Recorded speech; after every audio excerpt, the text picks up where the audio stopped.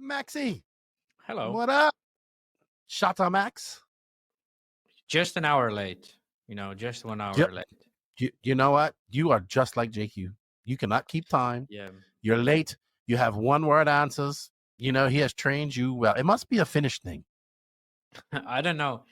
I think it's not really a JQ thing because I think me and JQ are late, but in a very different way, Oh, jeez.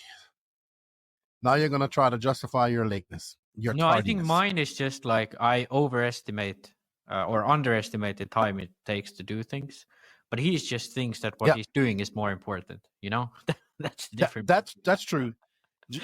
Just like I have to watermelon seed you, and I was virtually watermelon seeding you on your first ever podcast, which we're going to talk about in a minute. But before we do that, happy Thanksgiving, everybody. It's Thanksgiving. We're at Mills Pond. I'm at Mills Pond. Max is in Finland.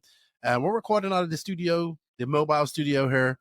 And you know what? We're going to drop that intro. And then we're going to get into this. We got a lot to talk about today.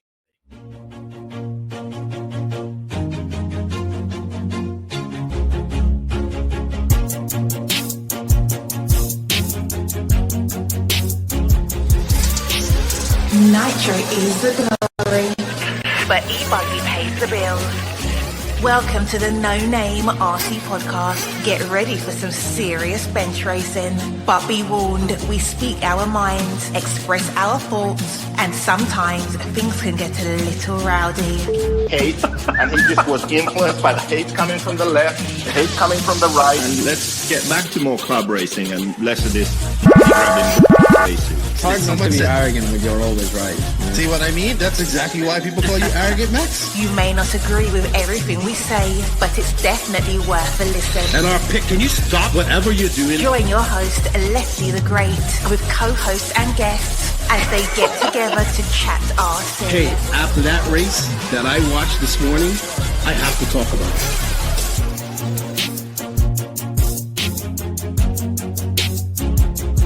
Here we go. $100 right here, $100 throw. Oh no! I like this.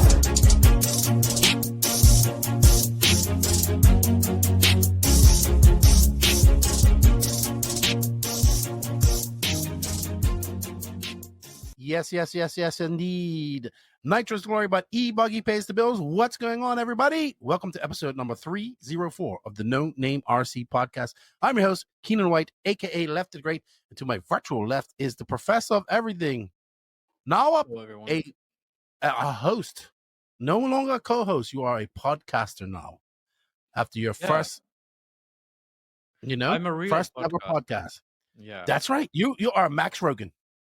Yeah, I'm now Rogan. Max Rogan. I'm gonna sell out for Spotify and then just start, going down the grift pipeline. Who knows? One day I might be speaking to, Baron Trump or whoever, his kids are. I know nothing about all of that. All I know is that it's good to have you back on for show 304.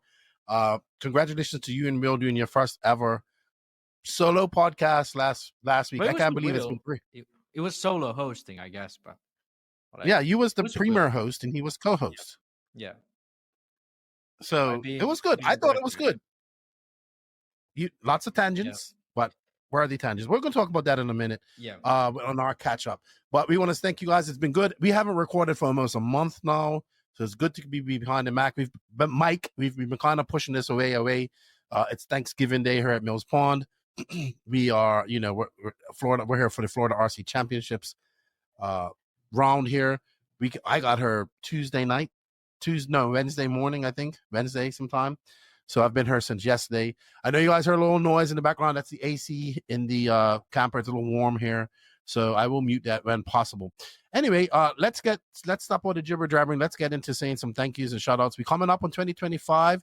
I have to say, if you're a company, you like what we're doing here at the NNRC, shoot us a DM. We got our documents ready. We want to get you advertising here. We got plans for long-term, big companies, small companies, whatever. We'll figure it out. We'll work it out. Race promotion, all that type of stuff. Send us a message. If you think this is a platform you would like to advertise or want to promote your product, we do product releases. Shoot us a message. We will work with you. We're looking to do some cool things in 2025, and we need the support of these companies to do it. But with that said, I'd like to say thank you to these companies who have been with us for quite some time and continue to support us. They are Invisible Speed, High Tech RC, Hot Race Tires, Corsa Tech USA, Sidewinder Fuel, Mayako, Beach RC, Tekno RC, Clinic RC, Racecraft USA, and of course, a big shout out to the Elite RC Productions team. If you would like to support those companies and support the podcast, we have links for that. We have some affiliate links, we have some coupon codes, all of that in the written description of the podcast. Also, a big shout out to our official No Name RC podcast drivers. We have David Runafalk, Robert Badier, Alexander Hagberg, Maddie G, Pecco Evening, Una Hotton. We're going to talk about a lot about Una. Very impressed with Una at the Florida Carpet Championships. And Mason Fuller, who I got to see twice because he was at the Exalt race last weekend. And a big shout out to our first indoctrinate member of the NNRC Youth Squad. I don't know where I'm going with this, but a big shout out to Mason Patterson, who I met at AMS. We're going to figure out how we're going to promote that. And I promote the youth with the AMS. I'm sorry, with the No Name RC podcast, NNRC Youth Squad. There's a whole bunch of birthdays and all that stuff that happened. All I can say is happy Thanksgiving to all my American listeners out there. I hope you guys have a safe, by the time you listen to this, Thanksgiving's going to be over. Unless you're a patron, then you'll probably hear it the day after Thanksgiving, or NNRC member. If you want to support the podcast, you can do that. Links for that in the written description of the podcast. But we thank you guys for your support. And you enjoy your day of thanks, and eat lots of turkey, watch football, drink beer, and be merry. All right, Max. Yeah, we don't have any shout outs or anything like that because it's just been a long weekend. And we'll just keep on keep the train going here. With that said, don't forget about Invisible Speed. Keep on scrolling. They're doing some cool things. I see some youth programs and stuff. I saw that they posted that on Instagram. Go check them out at invisiblespeed.net.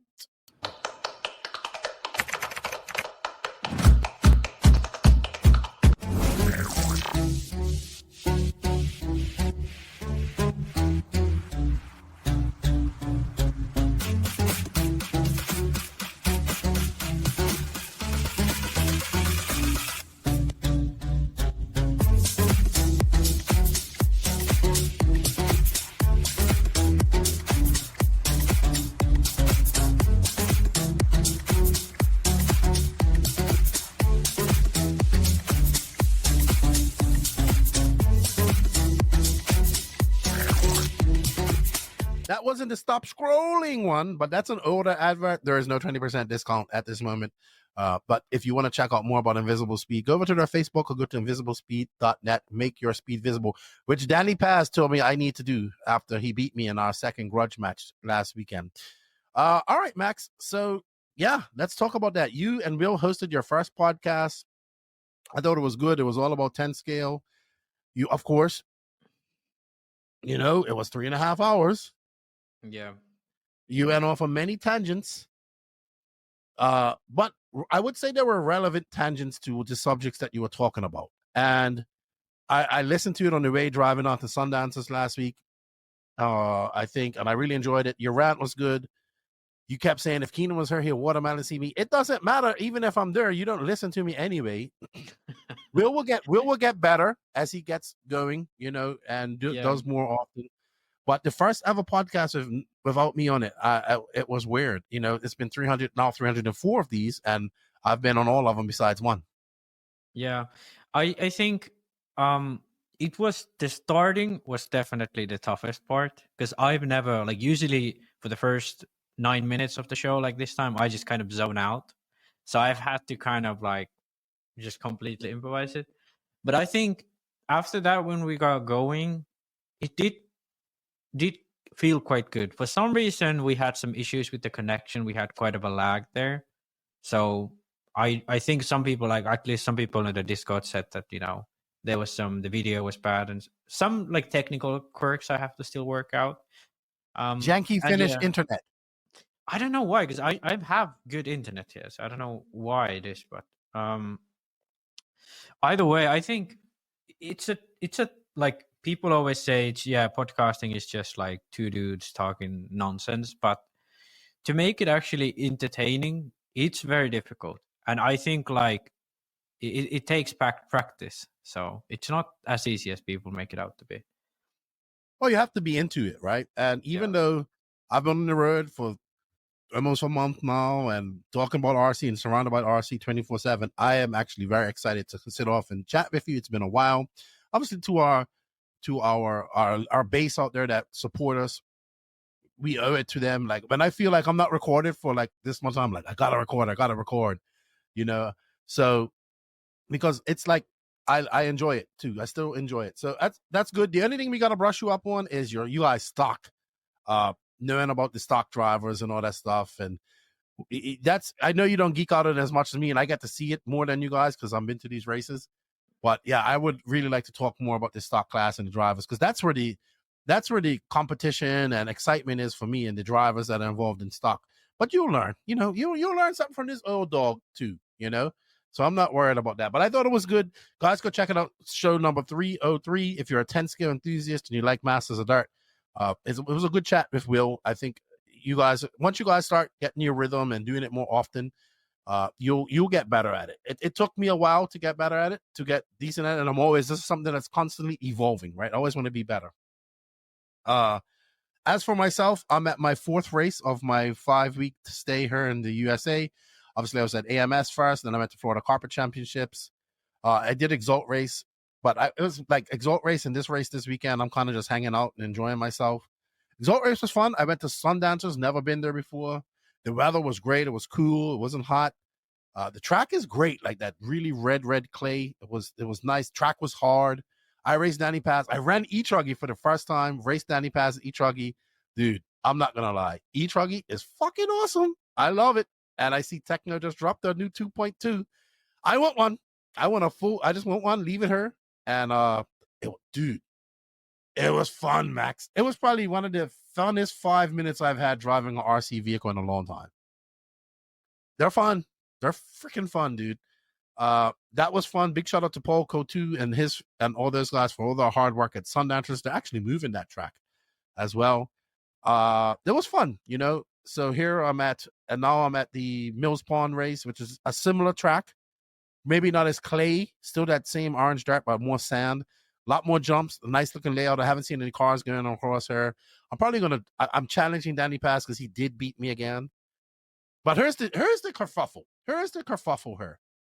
So I did practice with an e-buggy the day before. It was good. My buddy Seth Payton, thank you, Seth, and he provided me with plenty of Coors Lights to drink throughout the weekend.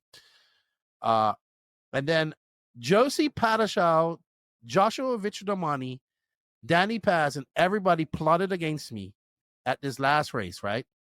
So I want to say a big shout out to Chris Romero and Gaines RC and Senflow RC, who had E-Truggy ready for me, complete E-Truggy. Even had stickers of it. Did you see the stickers I sent you? I should have them up here in it. I should have bought the stickers up here. But they had some stickers with like me, my face, and No Name RC podcast, and they had it on the wing. It was awesome. I really appreciate Christopher and Senflow for doing that. They didn't have to do that because I do it. If you get an E-Truggy, you have a body. So he got there. I had no practice on that E-Truggy. Never driven an E-Truggy before in my life. And so Josie comes, oh, Lefty, we got to have an interview with you. She's interviewing me for like 4 minutes. And while she's doing that, Danny's on the track practicing. So I'm there like talking my smack, because this is an ongoing thing with Danny Paz and I. And I see Josie keep looking over to the track. I'm like, Danny Paz is out there practicing with E-Truggy. I tried to file a protest, but of course, he has the RD in his pocket, so I couldn't. But it was fun. And you know what? The first race was a whole bunch of shenanigans, which we're not going to count. Second race, he beat me. But we're going to do like the World Series, best 4 out of 7. So hopefully we got a race weekend. We want to do some short course racing, but it's fun. Dude, people were into it. Like I was talking so much smack. Did you see my Ultimate Warrior wrestling promos? Yeah, that I don't know what like when I saw that, I thought you had finally lost your mind. It was fun. I mean, that suits you. I think, that's you. Yeah, I like that type of stuff. And it's just to have fun. And trust me, it is constant smack talk. Danny smack talks me, and I smack talk him. But you know what? I think he's going on this weekend, and I'm going to do like the Boston Red Sox did. And even if I go 3 on, I can come back, like the Red Sox did in, I can't remember, 2002. But it's been fun. Last race is Fall Brawl next weekend at Lake Wakama, and then it's back home, and then it's back here on the 7th to do it all over again. And the 7th, obviously, I'm going to do SIC. Then I'm going to have a week off. Then I go to Beast of the East. And then actually, well, a big shout out. I guess we might as well say that. So Elite RC Productions is going to be doing all the INS, J Concepts INS races next year. All the coverage. I'm not going to all of them, but I'm going to the first one up in Trackside, Wisconsin. So I'm looking forward to coming up to Wisconsin, having some world famous Wisconsin cheese curds, and getting myself a cheesehead hat, foam hat. So that will be epic. I can't wait for that. All right, Max. Topics of this podcast. Obviously, we're going to talk about Alabama Manufacturer Shootout, which happened November 8th to 10th in Coleman, Alabama.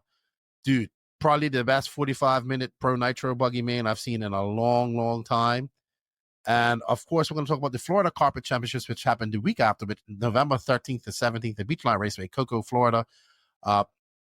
In Carpet World Championships, pretty much. Great race. So, we're going to talk about that. But before we do that, we're going to talk about some high-tech news. And that's brought to you by High Tech RC. They're also having a Black Friday sale on at the moment, so you can go to hightechrcd.com. But introducing their new DB950SW and DB950TW servers. The new brushless DB950SW is the latest addition in our DB series server line. All high-tech servers have been designed using our cutting-edge custom engineering, combining an industry-leading high-resolution, state-of-the-art, ultra-response technology with a 32-bit MCU and a 12-bit ADC for unprecedented programmability and flexibility, along with the ultra-efficient and powerful brushless motor. These servers deliver significantly smoother movement. This powerful line operates on a wide 4.8 to 8.4 voltage range, allowing use with common battery chemistry without the need for adapters, regulators, and it also now has featuring the standard 25-tooth output spline with 3mm hex screw and steel gears for maximum durability. So check them out. I think the DB950SW has 555 ounce on 6 volts or 7.4 volts. It has a speed of 0.17 seconds and on 6 volt and 0.14 seconds at 7.4 volts as well. Check out High Tech. Also, check out their Black Friday sale they have going on High Tech RCD. And thank you for High Tech, who is going to continue to sponsor, be an advertiser of the No Name RC podcast. They have been a big supporter of us. Please go over there and show them some love. They also have some really cool chargers and everything going on as well. All right. So I think we should start talking about what's been kind of ramming the news here lately in the interwebs. As we move on, we are going to have some silly season talk. This kind of talk is going to dabble into the silly season, but we are going to have a silly season recap at the end of this.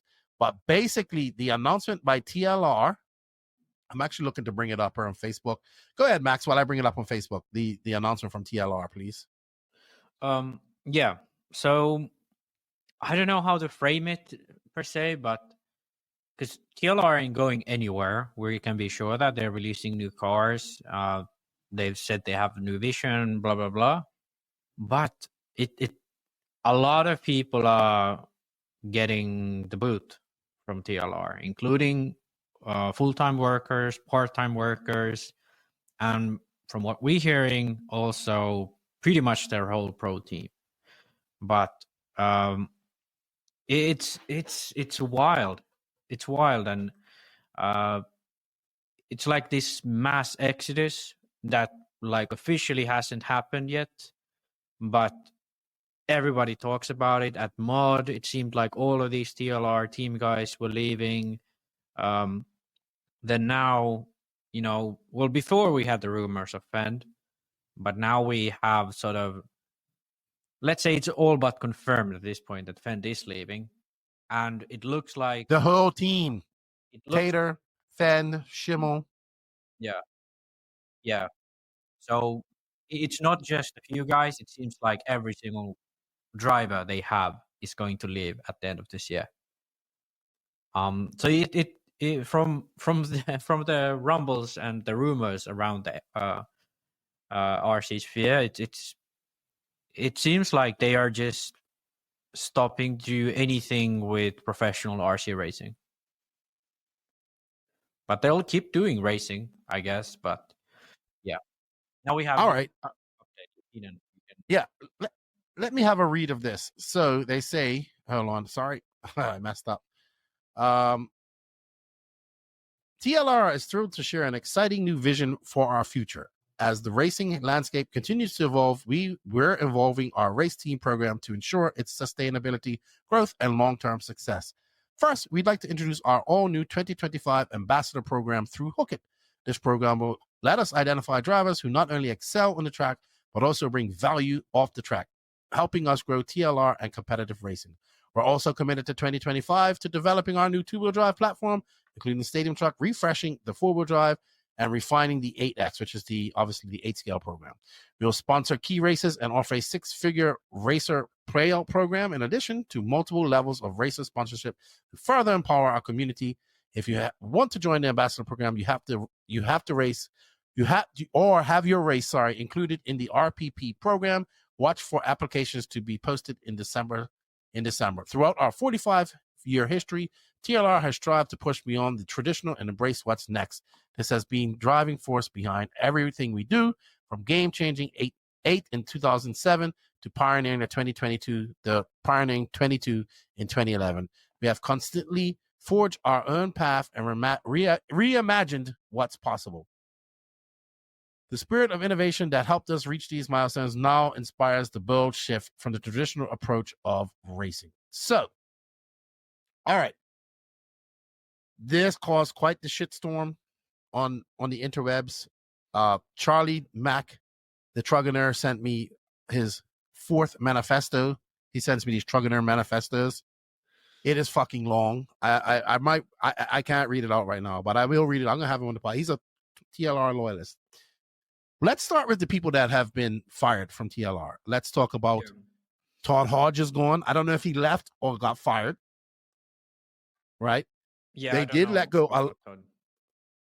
Nobody seems to know what happened. I know Westergaard got fired during. Oh, there we go. We'll bring it up. I see you have it up there, Max.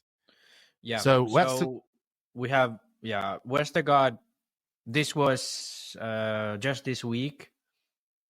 This seems like it wasn't like, hey, thanks for being with us, but we are continuing a different way. It seems like they are, since Thomas left, all of these sort of people exiting and so on, it seems like they are just, cutting everything. They're just like, hey, the spending ain't working.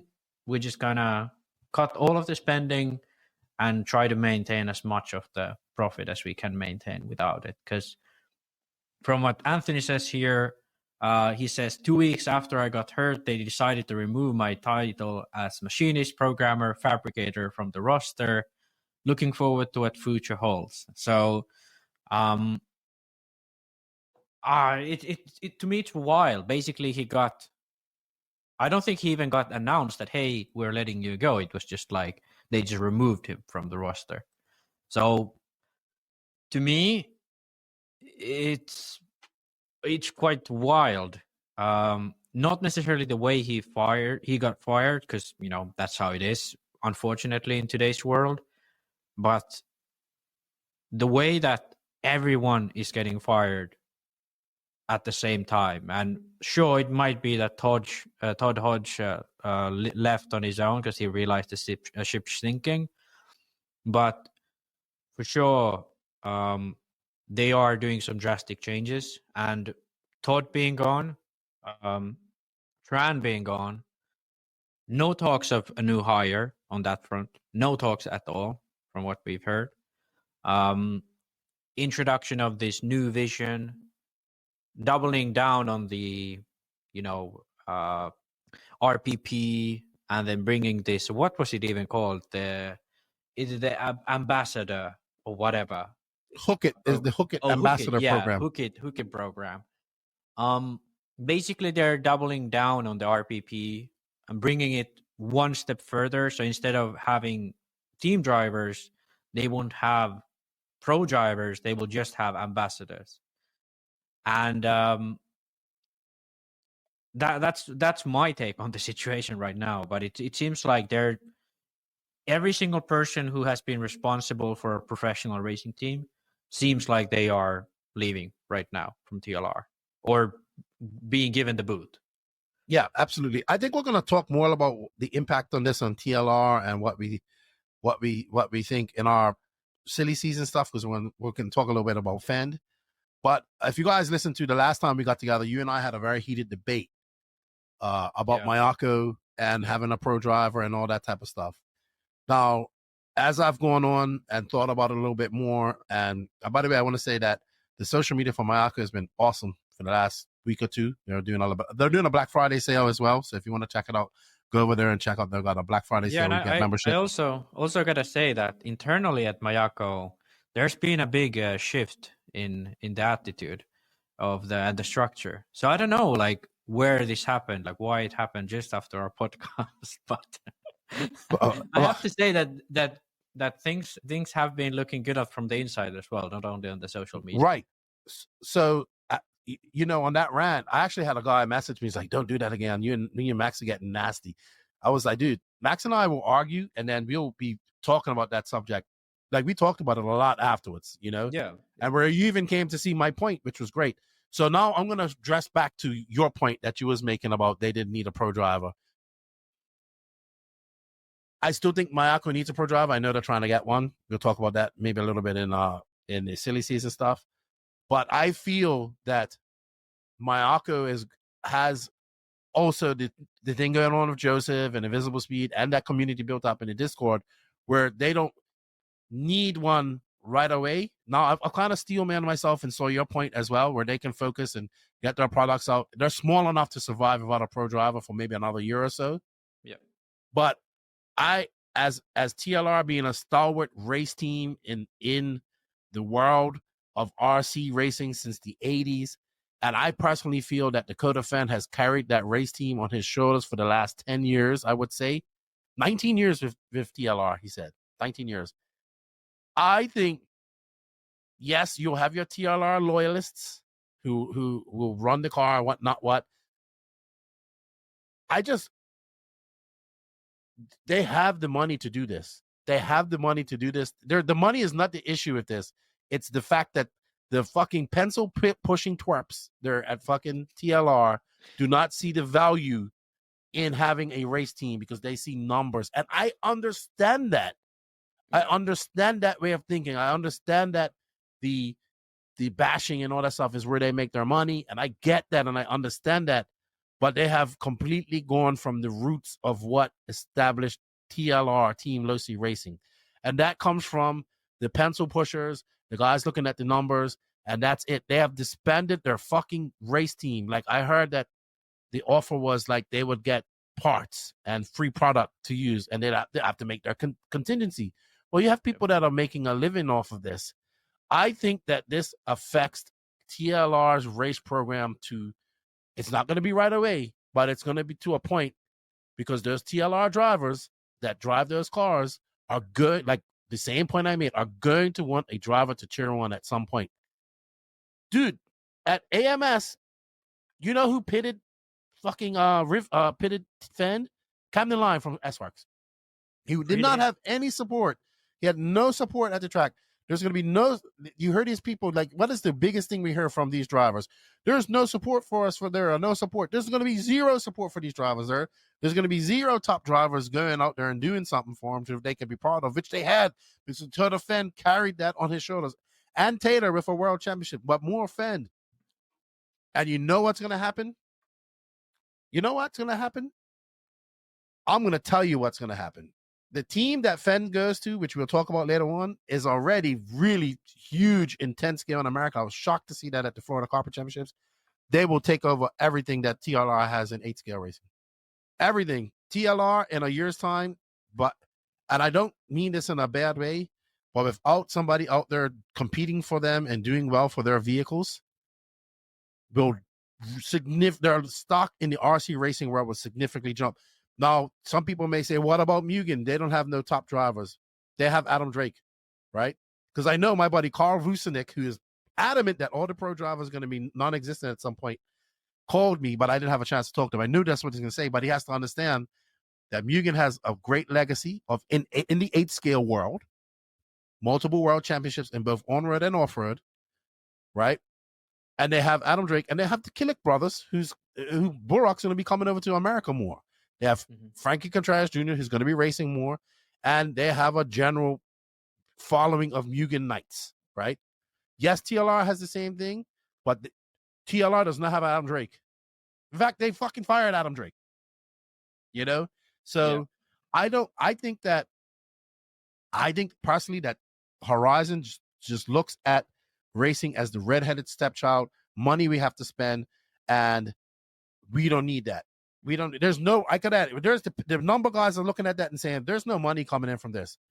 Right, we know because there's an oversaturation, but there's no work being put into their race program or promotion of their race program. It's just, hey, here's RPPP. You know, Thomas Schramm did a good job of turning that around, but look what they did to him. I actually remember how we talked about the guys, the team manager that they hired and then fired. He was internal, and he didn't, or I don't know if he fired or left. He actually messaged me. I need to call him, Scott Kramer, and get the full 1-1 on that. I've just been so busy. So I think that's the biggest news. I think it's shitty what happened to Vestergaard. Unfortunately, that's life. That happens, but it's corporate, right? And I heard on Wheel and Trigger the other day, I was listening to Wheel and Trigger. It was great. They had Richard Saxon on, and Chase was going on about this, and I don't necessarily agree with him. He was like, this is why I don't want RC to get bigger, because it gets corporate. Right. And I don't agree with that. But Chase is looking at an attitude from a skater who is a hardcore skater to where skating is now corporate and more. What's the word? It's been gentrified. You know, skating is popular. Back when he was skating, it was illegal to skate. He's looking at it the wrong way. RC growing as a whole is not about companies going corporate. It's about the racing side of things growing. Horizon doesn't need racing. They don't need racing. You know what I mean? They need bashing. That's what pays all their bills immensely. That's what they sell. They sell a bunch of that armor stuff and all that stuff, and that's great. But it's like they have one toe in the racing program. Hey, we're still racing. Here's a new car, but we ain't really too worried about racing because we ain't worried about funding a good team. Oh yeah, one of our most loyal drivers of 19 years. Yeah, we just let him go. He's been with us since 5, but no big deal.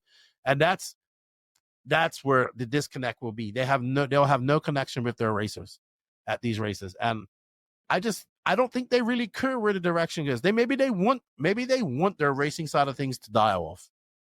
And then they don't have to worry about it no more. Yeah. But I don't know. I think the issue mostly is that RC racing can make money to sustain itself, but it's not like a good financial investment.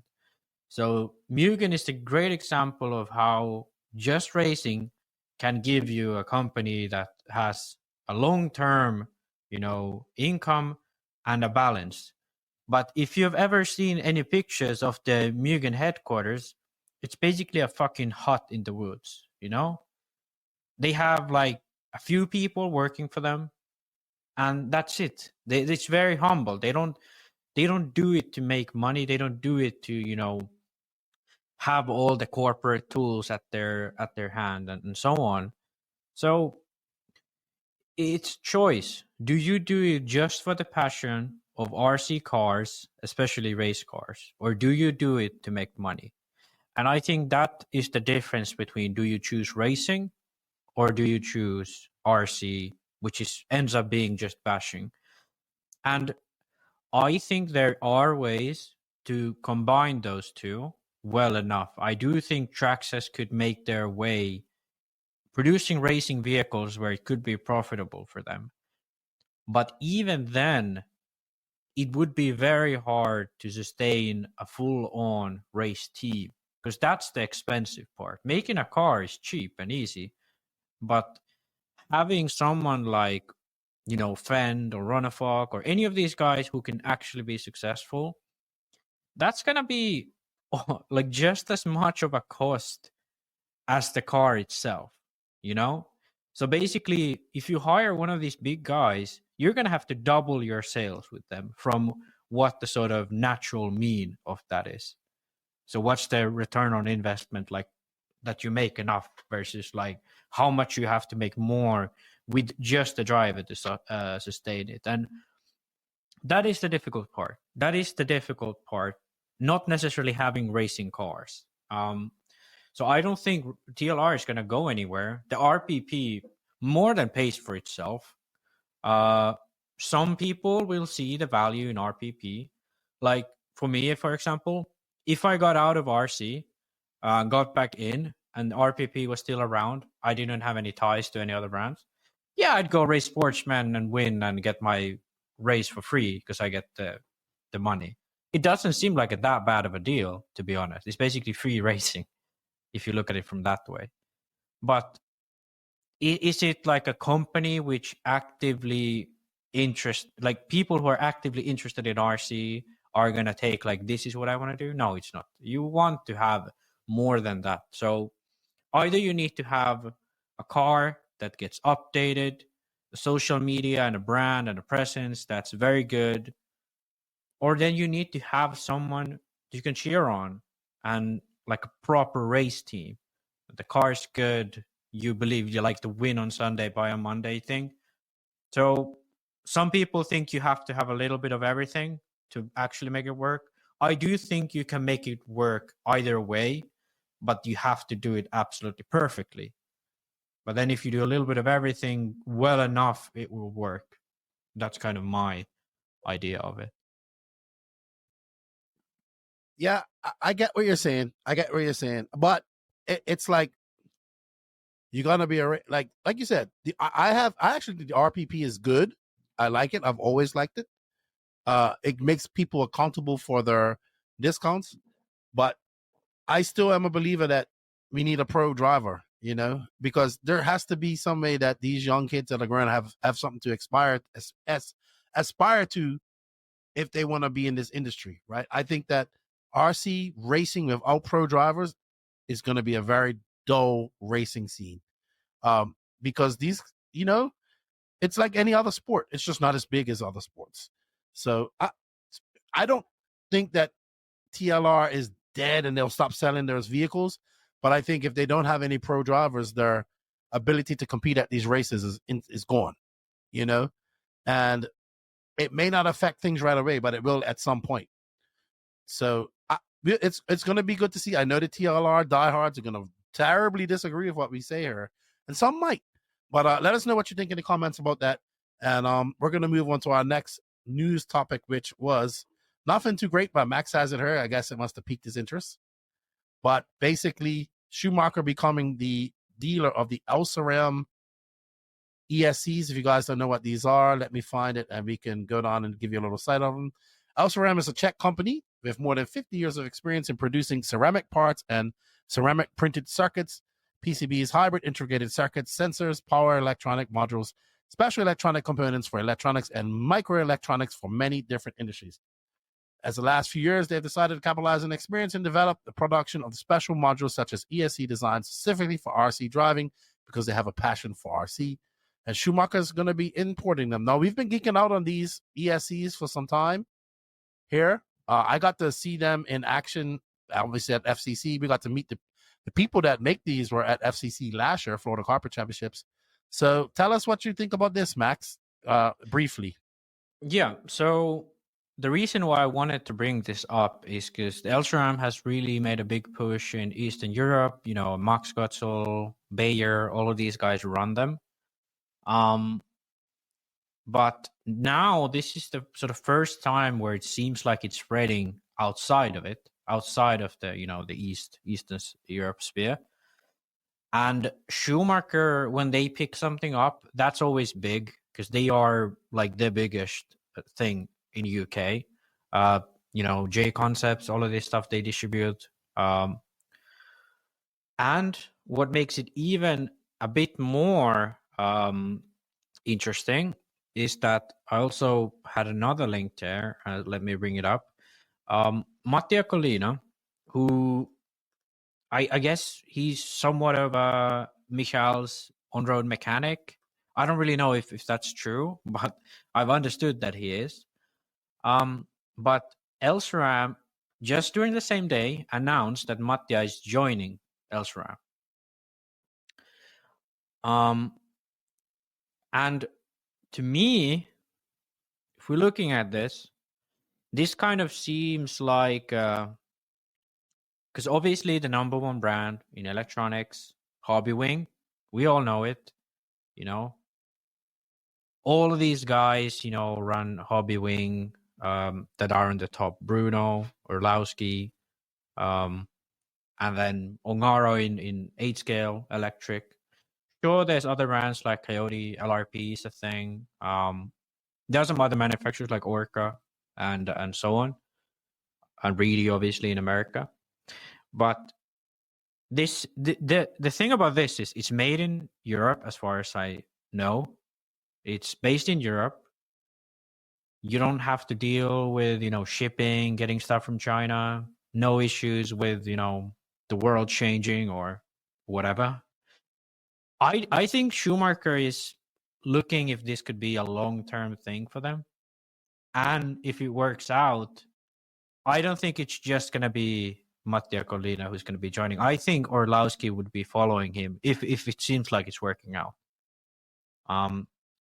So I don't know. I think this is a big move for the future because this is, to my understanding, one of the only Speedos or RC electronics that are, at least to some extent, made in Europe. I don't know how big that extent is, but so yeah. So basically, what you're trying to say is you think that eventually that Orlowski and a lot of these guys are going to be driving this, and this is going to be a big challenge to Hobbywing in Europe and eventually USA. Yeah, that's my guess because I don't know. Like, okay, my point kind of loses a lot of its value if it turns out that Elsaram actually is also one of those companies who makes most of it in China. But a big issue from a European standpoint during COVID was that you actually just couldn't get anything from Asia, be it China or Taiwan. You just couldn't get anything. And if there's a company who, in this sort of future European climate of businesses, is able to produce something within Europe or have capacity to withhold production in Europe or hold production in Europe for a long time, even if the contacts to China for some reason get bad, I think that on itself is a big selling point for them. And if it's competitive, the drivers are not gonna mind it that changing to Elsaram. So I do think they are trying to make a big push now through Schumacher and with Schumacher, because also for Schumacher they are seeing their chance in this too, like selling something popular to a whole market. I don't know. I mean, this is one of my tinfoil hat moves, but I do see the possibilities of this, or it could be a good long-term investment to sort of partner up with Elsaram for someone like Schumacher, especially. And with Mattia Collina on board, I think it's more than just, oh, hey, we're going to sell your stuff. It's more than that. It has to be. Okay. Well, time will tell. Time will tell. All right. I think that's it we have for news. We probably missed some stuff because it's been a long time since we did this, but we have to go on to some race recaps, our main race recaps that are brought to you by Corsa USA. Corsa USA is your one-stop shop for all things Corsa in the United States of America. You can now purchase Corsa range of products for your nitro and electric-powered vehicles and accessories used by world and European champion Robert Badier. Established in 2022, Corsa was founded by Adrian Bertin and Oscar Jansen and made by racers for racers. All available in the USA. And if I'm not mistaken, I believe Hefty told me that they're going to be having a sale here for Black Friday where you can save. I'm not clear on the percentage, but you can head up. There's links in the written description. Head over there, check it out, and save some money on some Corsa stuff, ESCs, chargers, engines, all that type of stuff. So thank you, Corsa for your continued support. And don't forget, show them some love. It helps show us some love as well. All right, Max. So as you know, I attended the Alabama Manufacturer Shootout that was held November 8th to 10th in Coleman, Alabama. This is the 15th iteration of this race. I've been to this race now 3 times. I went as a racer once and team manager back in 2018. I was a part of the production last year, and obviously the Elite RC Productions guys were part of the production this year. This race is very unique to the race time events. It's capped. It's longer. It starts on a Thursday. The emphasis is on a better experience for the racers, giving them enough a plethora of runtime, control practice. We have 3 rounds of qualifying. There's a Super Bowl race, which was actually very exciting to provide a lot of good racing. It's a 10-minute race that everybody gets. So how I want to explain this. Excuse me for a second. Max, just take over for a second. Yeah. Can I explain how the Super Bowl works? Yeah. Go ahead. So the Super Bowl is pretty cool. I know I'd explained this quite a lot on the live stream. So how it works is basically when you qualify, let's say you're in the A group from 1 to 12. That's 12 people go right into the A group. So when you qualify, you can start if you TQ. So let's say Pro Nitro Buggy. That doesn't mean you start on pole for your final. You go into a Super Bowl 10-minute race, and then where you finish in that race, if you start on pole and you finish 10th, that's where you start in your final, in the 10th. Think of it as the last qualifying race. But also, if you're in the B final and you win your B final, you automatically bump up to that A final. Or it was only a C final anyway, so it's CBA. You automatically bump up to that final. That's one bump up. And then they have the normal bump ups from the C final to the B final, which is 3, right? Because I think it was 16 cars. So you can beat TQ, but it doesn't matter. You have to still win your Super Bowl race, right? And to start on pole. So that's an interesting theme. I think Lance came up with it. It took me a race to figure it out. So I knew it last year, but like this race, I kind of saw it. People figured it out. This race is capped. You pay more money. It's like I said, the whole experience is giving more runtime and a better experience. Obviously, we still had to go late on Saturday night to get people out of there at a good time on Sunday. So we went late, but it was good. I think people are finally catching on to the fact that you can pay more money, get more runtime, and you don't have to run as many classes, right? You can literally run 2 classes at this race and be comfortable. You get control practice round. You get 3 rounds of control practice, 3 rounds of qualifying rounds, 5 minutes each with warm up, 2 minutes warm up each round. You get your Super Bowl race, and then every Nitro lower main was 30 minutes, and there's double 10-minute finals for the electric lower mains, and then all electric finals are triple A finals at 10 minutes each, and then every single Nitro A final is 45 minutes each. So you get a plethora of runtime. For sportsmen, intermediate drivers, this is great. I know the pro guys don't worry about runtime too much. It's a race. But as a sportsman and an intermediate racer, it's a great concept.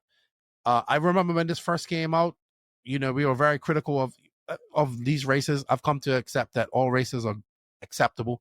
I give Dave a lot of credit for sticking with this, because I know the first year or two it wasn't really catching on, but it's kind of stuck with it, and people have caught on to it, and people that go see what it's all about. Sometimes you got to go and experience it before you really know what it's about. I'm not saying there's nothing wrong with the other races. I know you don't like the other type of races because that's your opinion. I've grown to love them, but there's room for both, and it's good to see this happen. It's good to see people understanding what it's all about and understanding that $50 more or that little bit of money more, don't worry about it, because you're going to get so much runtime, right? And that's good to see. We was there doing that. And what I like is the Europeans are coming to this race because of that, right? They're coming because of the control practice. They're coming because there's somewhat of a sketch. They can plan. There's runtime. It's under a roof. So this year, last year we had a good bit of Europeans come there. We had Canas, Battier, Pecco, JQ was there. Who else was there? Robert was there. Well, this year we had Canas. We had Burak, which I was excited to do. People were so excited. That was the driver that everybody loved watching. Every person that I talked to, like I was talking to my buddy Lucas, and he's like, dude, watching Burak, it's like that car did something wrong to him, the way he drives. And I was like, yeah, man. Even Dave was talking about it. Lance was talking about it. They loved how Burak drives. I said, well, wait till you see Barkan and Burak. get together and drive. And this goes back to what I keep saying, that I think that the Killix and a lot of these young European racers on that cusp of the next evolution of RC racing, like everybody whips and does all that stuff, but what these guys can do with cars is pretty amazing. Borak had a good time. We had Joao Figueiredo came, his first time coming over to a race time event. With his mechanic, we had 2 guys from France, Nathan Tudi, who's not a big time racer, but he was there. Dude, even the guys from Nova were there. Nicola was there of Hot Race. The guys from Nova Engines were there. And I have no idea why they're there because nobody was really running their engines. But I think now Tiba's going to try out their engines. Tiba was there coaching some people. Oh, remind me to talk about Tiba in silly season. I heard something. Remind me. Don't let me forget. I didn't put it in the notes. It was a good event. We had people come down from the intermediate race and sportsman race. The intermediate race was good. We saw Dylan Raposo take the win, followed by my good friend Wilson Coward, who had a good weekend, dude. Wilson is an awesome young man. I call him the Wilsonator. He's like 13, and he is fast, but he is not very good at qualifying. But he's good at mains. And he came second in Nitro Truck. I know Blake Baker and everybody was really pumped about that. Congratulations, Dylan Raposo. He's from Canada. X-Ray 1 and 2 in intermediate. That was good. I bring up some results. We're going to play. So it was Dylan Raposo, Wilson Cowart, Patrick Rossiter, Braden Bruce, another young, fast guy from Arkansas, and Wyatt Wilson, Trevor Michael, Logan Paul. So I met the righty to my lefty. He's my righty, and I'm lefty. So this is a young man from Tennessee. And now Danny Paz has a camera where you can watch the racers while they're driving. So you have a screenshot of the camera of the driver, and you have you see their car. And I love it because you can see the reactions from people and you can talk about it. So I was watching Logan, he was driving a little weird, and I was like, oh man, he's using the steering wheel a little bit funny. So someone messaged me, said, no man, he has a handicap in his arm. He was born with it. And so he came up to me and his dad, and they came up and we got talking. And I was like, dude, like just awesome young man. And I was like, yeah, man, you got your right hand's messed up. My left hand's messed up. And I just called him righty from the rest of the weekend. And he's a good fast racer, man. And that goes to show that RC's for anybody, right? And, like I get it. He's a little younger. He's in school and all that stuff. His dad owns a track. And he just seems like a good young man. I wanted to give him a special shout out because I know how it feels to not have a proper working hand and driving. And he's fast. He's good. So it was good to meet him. And we had the SoCal guys come. We had like Trevor Olin. So it's a good race. I got to see my buddy Javon Mallory. He's back. Mad Maddie Long. Do you remember that name? This young girl is very good. Very good. I've watched her get very fast over the last year and a half. She has impressed me quite a lot. Just had a lot of bad luck. A lot of DNFs, a lot of mechanical. She's intermediate now? She's an intermediate. And she has made a lot of gains in intermediate. Also met Paul Thacker. He's an X Games snowmobiler. Right? So he was like a freestyle snowmobiler from Alaska, but he got injured and left him paralyzed. But now he's picked up RC, still snowmobiles. Came all the way down from Alaska. He goes to like DNC and all that stuff. So I finally got to meet him. He's still sponsored by Monster. Awesome dude. He had his buddy there helping him out. Just it was a good race. It was good. I enjoyed it. There was a lot of good atmosphere there. The track was good. Bobby comes in and he goes, I wanted to make the most American style track I could. Like lots of jumps, supercross style. It had a good flow to it. I thought the track was good. We're going to put up the track here in a minute if we look at the Pro Nitro Buggy main. But I thought that it made for good racing, right? So I guess we can go over. Let's go to our picks because we were both way off base in our picks this weekend, this race. So you also have her Phend strongest venue. That's absolutely correct. This is a race that he has won quite a lot. Last year in Pro Nitro Buggy, Mayfield won it. But Mayfield won it. You had Phend, Feelong, and Mayfield. So you had one person in there that was in top 3. That was Dakotah Phend because he finished second. Yeah, but you remember when we made these picks, we said that we're making these picks as if Canas didn't go because he's gonna win anyway. and he did. So we both kind of got 2 right, or 1 right at least, because we both picked Canas for the win. Yeah, we did not pick Canas this weekend, and I don't know why neither of us picked Canas. What were we thinking? No, because we didn't pick him because we didn't know if he was going. Oh, right, that's what it was. Yeah, you remember? So I Because we both said if Canas doesn't go, this is the result. But I said Yes, Canas is gonna win anyway. So that I basically got the 1 and the 2 right. Only the fee was wrong. So we had. Shut up, Max. I basically got the 2 right. Come on. No, that's how it is. You can go back, watch episode 301. Was it? I can't remember. It was way back. 302. Yeah, 30. Yeah, one of those. Anyway, I said it. Canas is gonna win if he goes. Oh, he did. And then I had Fuller versus Fee.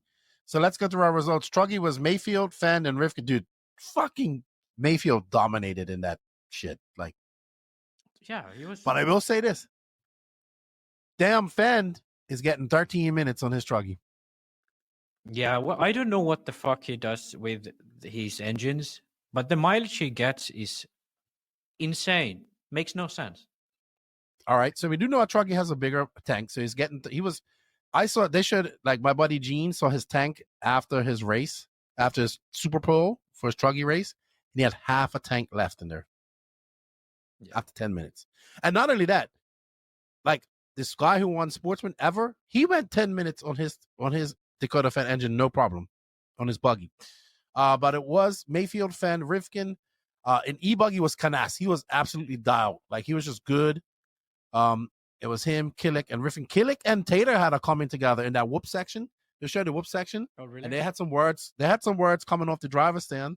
But I think it was 50-50. I think it was like a racing incident in the rumble section. And then, of course, Canas, he was very fast at this race last year. And I know he wanted to win this race last year. But, man, Canas absolutely does something that hasn't been done, I don't think. And he takes a second win in the USA in 1 year. Obviously, he won Silver State, completely different track, completely blown out.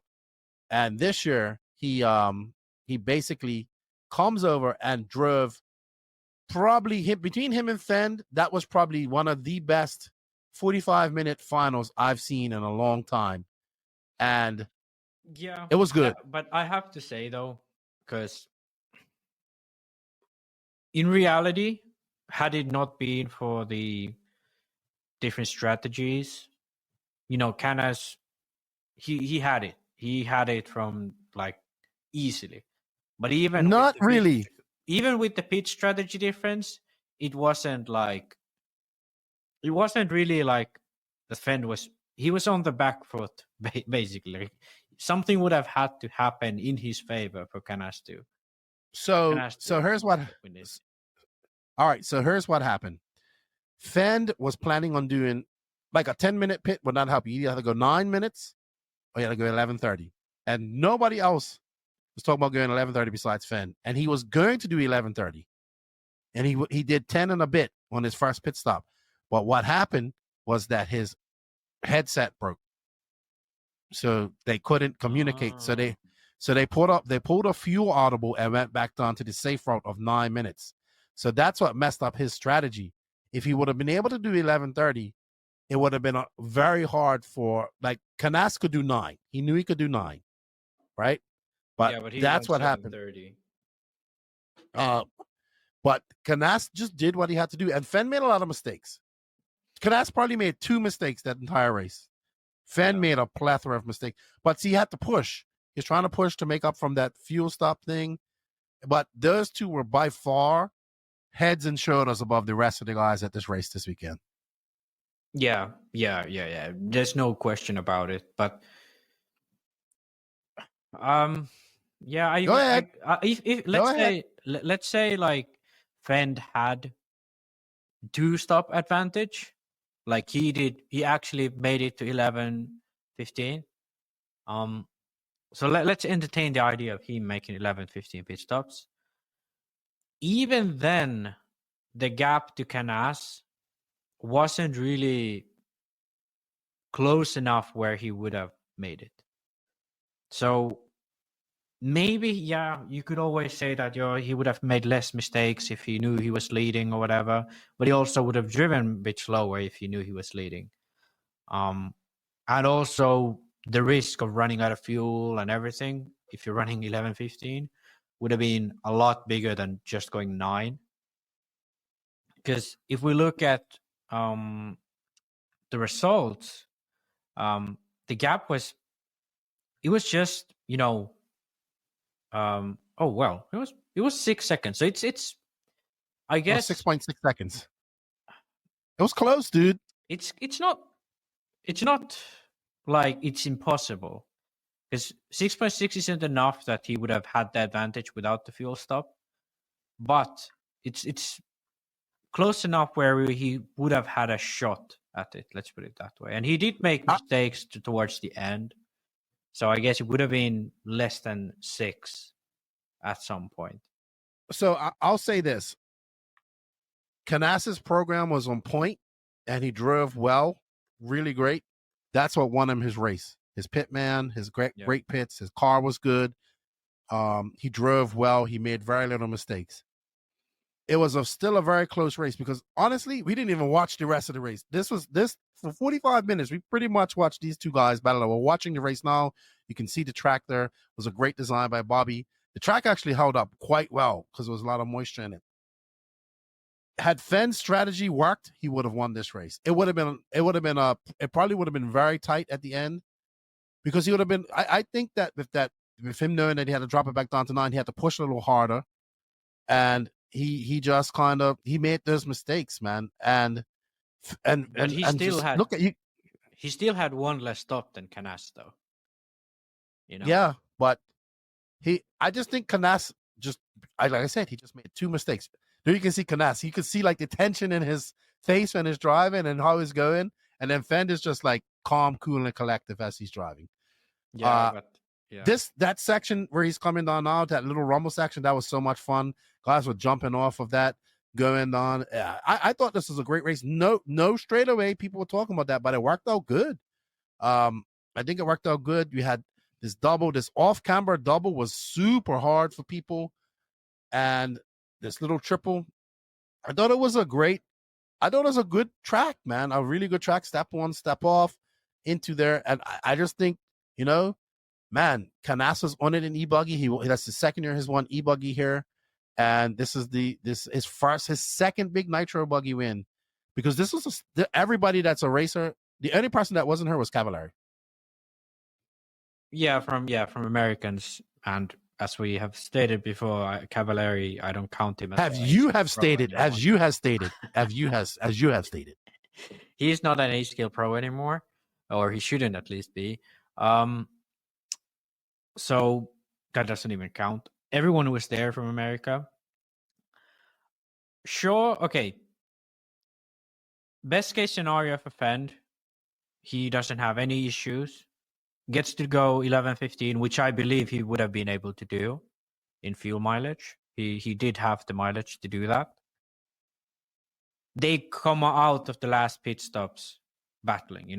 When Canas makes his last pit stop at 7:30 to go, he's gonna come out just behind Phend, But then Phend has to hold Canas behind for the remaining 7.5 minutes, knowing that there's a risk that he might run out of fuel and all of that stuff, engine going lean. It's and I think it was a great performance by Phend. This is the closest an American has gotten to a European all year. I knew you was gonna rub this in. Go ahead. Yeah. You can gloat. You can gloat. Like, this performance by Phend has been the best performance by any American this year against the Europeans. So I'm not counting Ronats because there's no Europeans there. I'm not counting PNB or these. Okay, PNB Ronafog was there, but he was nowhere close to Canas or at any race to this year, to be honest. And what else? SIC, these races, they weren't European. So from these races that the top Europeans went to, this was by far the closest that anyone got to European. So in that way, if we look at it, it was an incredible performance by Phend. But then the reason why I have this sort of negative attitude towards this, from like negative attitude towards like, oh, well, it wasn't that close and so on, it's that if there ever was a track where Phend could beat the European, I think this was it. I think this was it. Because Phend, there's no way Phend beats any of the Europeans at DNC. Because he barely can beat Mayfield when he's in a good run. And this was the race where Phend should be winning if he wants to prove that he is like at least number one in American soil against the Europeans. And this brings me to the next part of this. There was not a single big race this year in anywhere around the world where one of the top Europeans went and they didn't win it. So DNC, Silver State, AMS, all were won by Europeans. Sure, Ronnefog went to PNB and he didn't do well, but it was only Ronnefog, no one else. And I think we don't categorize him as the top European of. Well, he finished second. He finished second at DNC, so that's also a feather in his cap.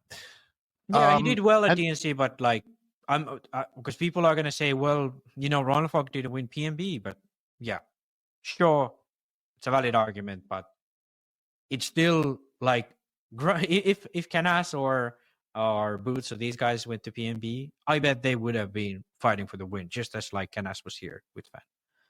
So my argument is this: that before it was all about Americans should come to Europe and Europeans are better on European soil and relevant. Europeans dominated in 2022, but if we look at this from like any point of view, it's not like the Americans have caught up. It's that the Europeans have gone even further away from those years of 2022 when we started to talk about the Europeans being better on the show. And this is not to say, oh, Americans, suck and that's it. It's just like there is clearly something that provides this direction. There's clearly something that the European top races are doing right that the American top races aren't. Because the direction is this. If it was that, both were blowing, shots at each other or giving out blows to each other, and it was like maybe Europeans are coming out on top a bit, but it's like as time goes forward, every single race, it looks like the Europeans are better and better and better, and the Americans relative to the Europeans are worse and worse. So clearly there's something that these two sort of geographic communities do differently to provide this sort of discrepancy. And we're going to talk about the FCC, and the amount of Europeans in the top 10 for after seeding was insane. There was like, I can't remember if it was 7 or 8, but pretty much broken, and Phend was the only one in there. So obviously, I've been talking about this a lot over the last 4 weeks, and being there at the race and both races and seeing the atmosphere and all that stuff. And I think one of the things we have to put into factor here, and I'm not making excuses, I think that the European fast 8-scale guys are 8-scale specialists. Juan Carlos Canas is an 8-scale specialist. Ongaro, Boots, all these fast guys that come up like David Todd, Yosemite Sanchez that we talked about. These guys, the people, the Parente brothers, they focus on 8-scale primarily. Where I think the issue is with. Well, then again, like you look at the Fullers, 8-scale only for him, 8-scale kind of only for Mayfield. But Phend does, and Rifkin, they do compete in 10-scale a lot. So their time is split. I think that does affect it some. And I know Yeah, people but I say, mean, well, Ongaro is what the 10 scale world champion. I understand that, but he doesn't race. He does not race 10 scale on a regular basis. Yeah, Maybe next year he will. Maybe next year he will. But yeah, I would say that the Europeans are just like it's the results don't lie. I mean, let's look at this 2024. A European won DNC, came second, and a European won Silver State 2 years in a row because Barufalo won it in 2023. Coming over to AMS, this is really like the second time the Europeans are coming over to these race time events. And from what I heard, like Burak Kanas says, he wants to do all the race time events next year. Yeah. And Burak's going to come over to some more races as well. And I implore all the Europeans to come over because there's good events to come and you can enjoy them. Come to PNB. That's the one that's the big one. I just think that they're just a little bit, and I'm not just saying this to respect my American racers. I still love them watching racing and they're good. But the Europeans are just a little bit ahead right now. A little bit ahead. I mean, it's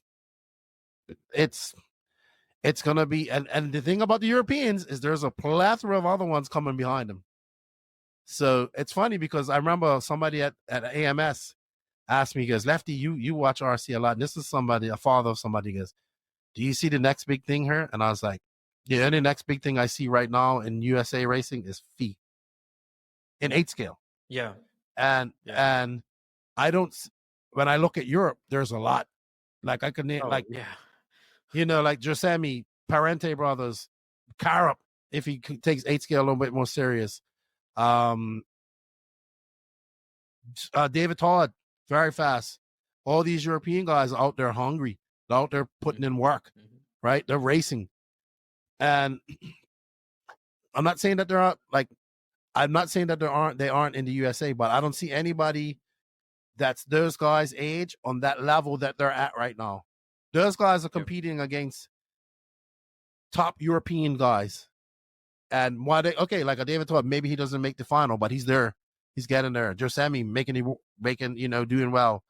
These guys ain't scared and they're coming. So it's going to be interesting to see. It's going to be interesting to follow the direction of the racers in the USA. If we're going to see that, like, I'm still waiting for that young driver to emerge. Okay, people can talk about Joey Bourdon and these guys, but those guys, Joey Bourdon, Mason Fuller, I still have a lot of faith in Mason Fuller and all that stuff. But these guys are 18, 19 now. I'm talking about those 15, 16, 17-year-olds out there that are really fast. And I just don't see a bunch of them in the USA. They're fast guys out there, but I don't think they're on the level of the Parente brothers or Giuseppe or David Todd, a Carup, who was already a 2-time European champion, Mm-hmm. So it's just something. Yeah. It's something in the water over there in Europe. Something. Yeah, I think, you know what I think it is, Max? Because I want to move on because we said we're not going to go too long, and I'll give you a point. I think it comes down to the focus on one class. So in Europe, obviously, when it comes to 8 scale racing, it's 1/8 scale nitro. Yes, there's now e-buggies getting there. And it's the same in 10 scale. The focus is on 2-wheel drive. 4-wheel drive is just a filler class to an extent, right? Yes, it's serious at a national European level. It's serious. But if you go to a club race and all that stuff, it's not really that serious, right? Yeah. So I think that's also one of the things that benefit these drivers. Yeah, well, they can focus on one class. I think you're right on that, but I do think like it's not specifically because of it being one class. It's more so because of track time at these races and track time at all of the races these guys go to, and what sort of that gives you as a driver. And so we had a big discussion about this at Discord, like why does this happen? Why have the Europeans stepped up so much? And those, like, obviously nobody can know because like it's a much bigger thing that can be attributed to just one thing. But one thing that came up, I'm gonna say this, I'm not gonna dwell on it too much, was invisible speed. All of the European top guys have the book. They have read the book. They have both versions of the book. Americans, not so much. How much can that actually affect? I don't know. And I'm not going to argue for or against. But for sure, that's a difference. Then to more like broad cultural differences in racing, which I think heavily affect when because we have definitely made big strides towards more professional racers post COVID. So Ongaro, Canas, Coelho, those guys in Europe who are at the very, very top. These guys, they are not just like, hey, let me build a car for this race and go race and, so on. These guys actually have taken a much wider approach to the whole race program, be it like having the proper sunglasses so they can always see everything, and having a team behind you that takes care of the tires, one takes care of the car, a testing program that you develop, tires that you develop for yourself, knowing what you want for yourself, and understanding what changes in the car affect what, and on top of this, driving on a very wide range of surfaces. These top Americans, they go to 5 race time events, which is basically all very similar in terms of grip. Then they go to Silver State and DNC. And then they go to some club races here and there or smaller events here and there. Whereas the Europeans, they go all around Europe. And there are, even though people see Radovan, they see, Sochile this year, but those are just those events. Around Europe that don't hold big events, there's very different tracks. And now to sort of bring this all together, when you have races where you have 4 rounds of practice, 4 rounds of qualifying, a semi and a final, you get up to 10 chances to try something, to dial in your setup, to make sure you're set for that 45-minute May. In America, you have open practice. You basically check that your stuff works. Track's completely different than it is going to be the next day. On qualifying day, you drive 3 times per car, 1 in the morning, 1 during the day, 1 in the night. Track's completely different each time out. And then on Sunday, you drive 1 main, no chance to change anything between unless you have aim practice, which usually is during the day, and the main is during the night. So you don't develop this deep connection with your car, and how you develop that connection throughout the day or throughout the race weekend to be sure that you can push it to the absolute maximum at the end of the race. And Jason, if you want to look at the interview I did with him at the Worlds, he said this exact same thing, that it's a much more than that. You have to know more, you have to be comfortable with more. And a lot of these American guys, their car is as it is, and they just change tires. They try to find the best tire. In Europe, when it goes to clays, it's clays, and that's it. There's 1 thread on your brand, there's 1 clay compound, and that's it. You can't do that. That's it. That's all you have. And the rest you have to do with the car. And I think this is what makes the difference. All of these things combined, but especially this last thing, that every time you go to a race, you develop that connection with your car on that specific track, on that specific weekend. And when you do it enough, you get into this rhythm of, even when you go to DNC and you absolutely suck like Canas did from the first practices, and then you develop the connection and end up winning e-buggy. Boots, he was pretty good straight out the gate, but he definitely improved up to qualifying a lot. And that, to me, that's when you have that routine, you know what you need, even when the track changes, and you can expect what or estimate what it's going to do. But when you never have that chance or that routine, it's going to be hard to come up with anything on the spot. And I think that was very evident at the Worlds, because, the Europeans, sure, they know how the cars are set up. They approach it very methodically, whereas the Americans, they were very lost. Sure, maybe in some other races they are not as lost, but I think this comes is a big thing. I want to add this, and I agree with your points. I see your points. I also think that the Americans race a lot more than the Europeans, and they don't. You are right. They race on very similar tracks, style of tracks, but they're racing enough where they're not getting the time to go out there and do the testing that they need because they're always going to that next race, right? Yeah, I'm especially a guy like Phend. Yeah, especially a guy like Phend or Rivkin, who's doing a lot of 10 scale racing, right? So that's something that happens. I just think that, and as these Europeans start coming more, they're going to start coming to these race time events. They're learning. They're like a sponge, right? Look, Zach Majube was there. I forgot he was there with Borak from Seismic, right? He says we came here to learn. Yeah, that's exactly what he said to me. We came here to learn what we need to do to make our tires work, or what we need to do, and that's what they're coming over to learn. And you know, I've said this before, and I'll say it again. The Americans can do with going over to Europe to one race, even just one race a year, and learning. Speaking of, we got to add that there might be a possible return to Harper Adams as well. One more topic, and I want to move on to FCC because we're trying to do 2 hours here. I was talking to like after the event, we was watching all the young racers. They were having fun, you know, and it was me, Mayfield, Drake, a couple other guys. Me and Mayfield having some beer. I said, dude, how the fuck is Phend going 11 minutes and 30 seconds? Like comfortably going 11 minutes and 30 seconds on a buggy tag. And Mayfield's like, oh, I can do 10. It's his drivetrain. I was like, no, dude, no. Like everybody can go, like everybody I know of a Dakotah fan engine does 10 minutes. So I don't know. So here's my thing. And I want people, I had a whole theory that Sky broke everything down about tuning the engines to me. It was, I can't remember his name, Mitch. He had a good discussion with him.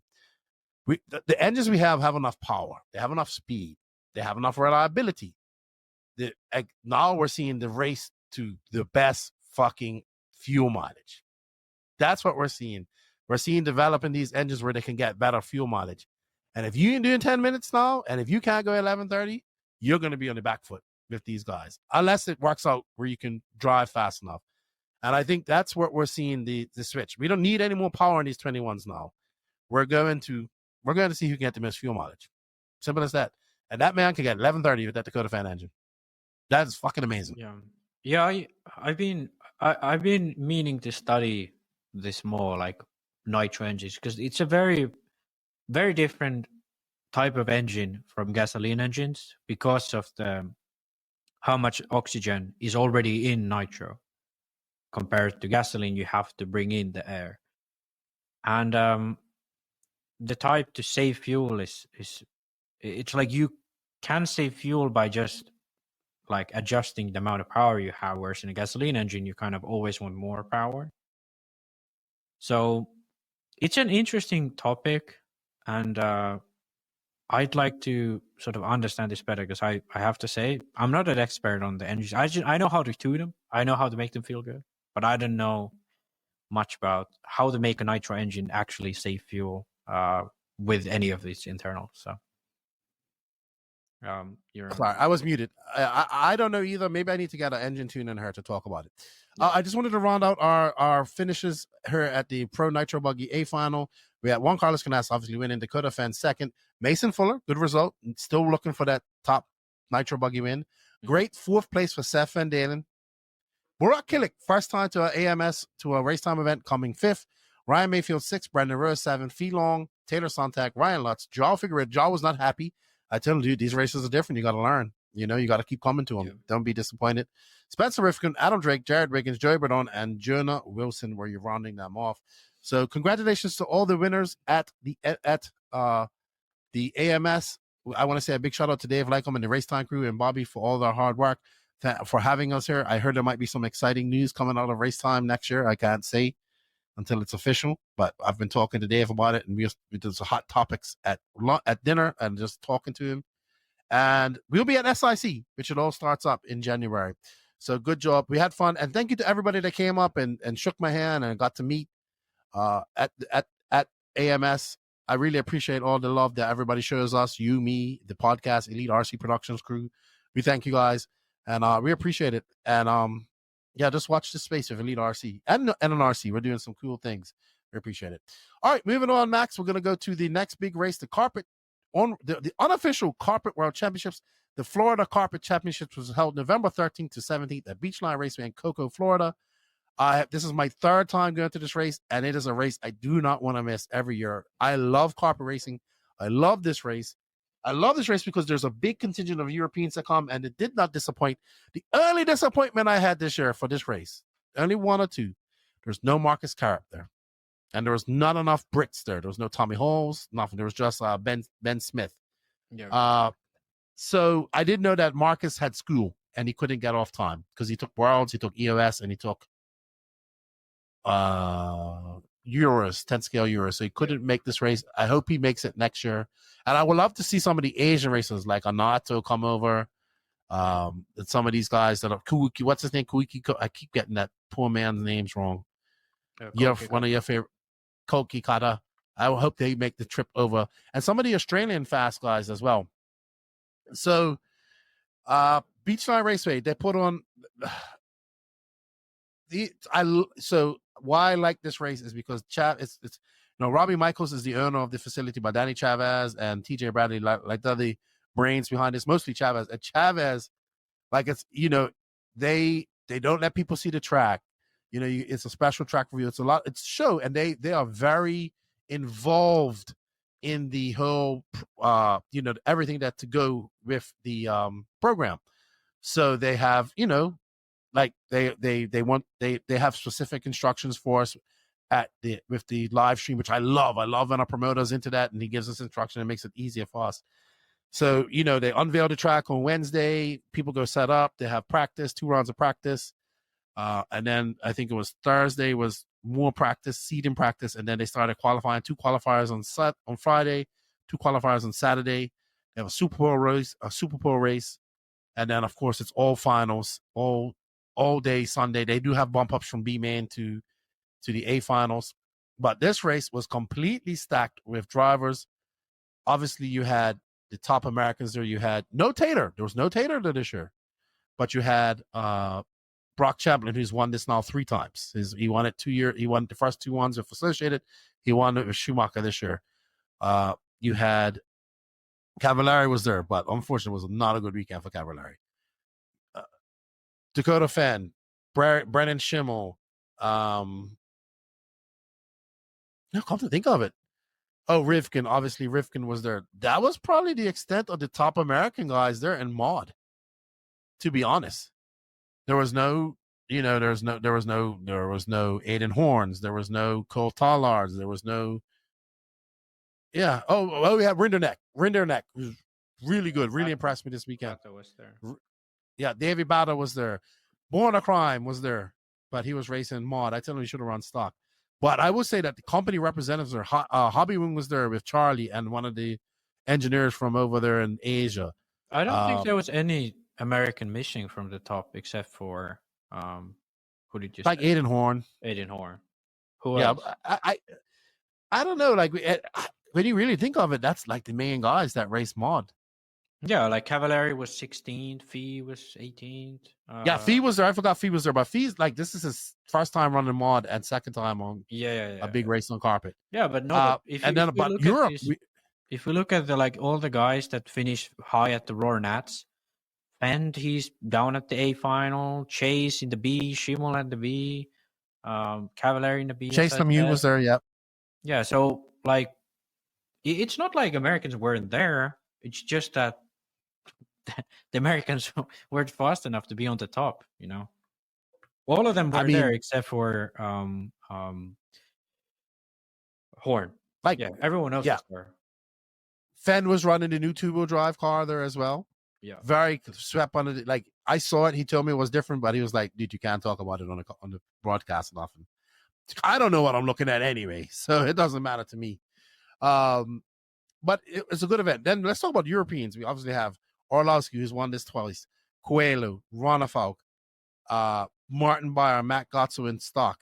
We had Kobovic, who's like 8 foot tall, who's now doing RC full time. Now, I saw just won. There's Norwegian awards that they gave out.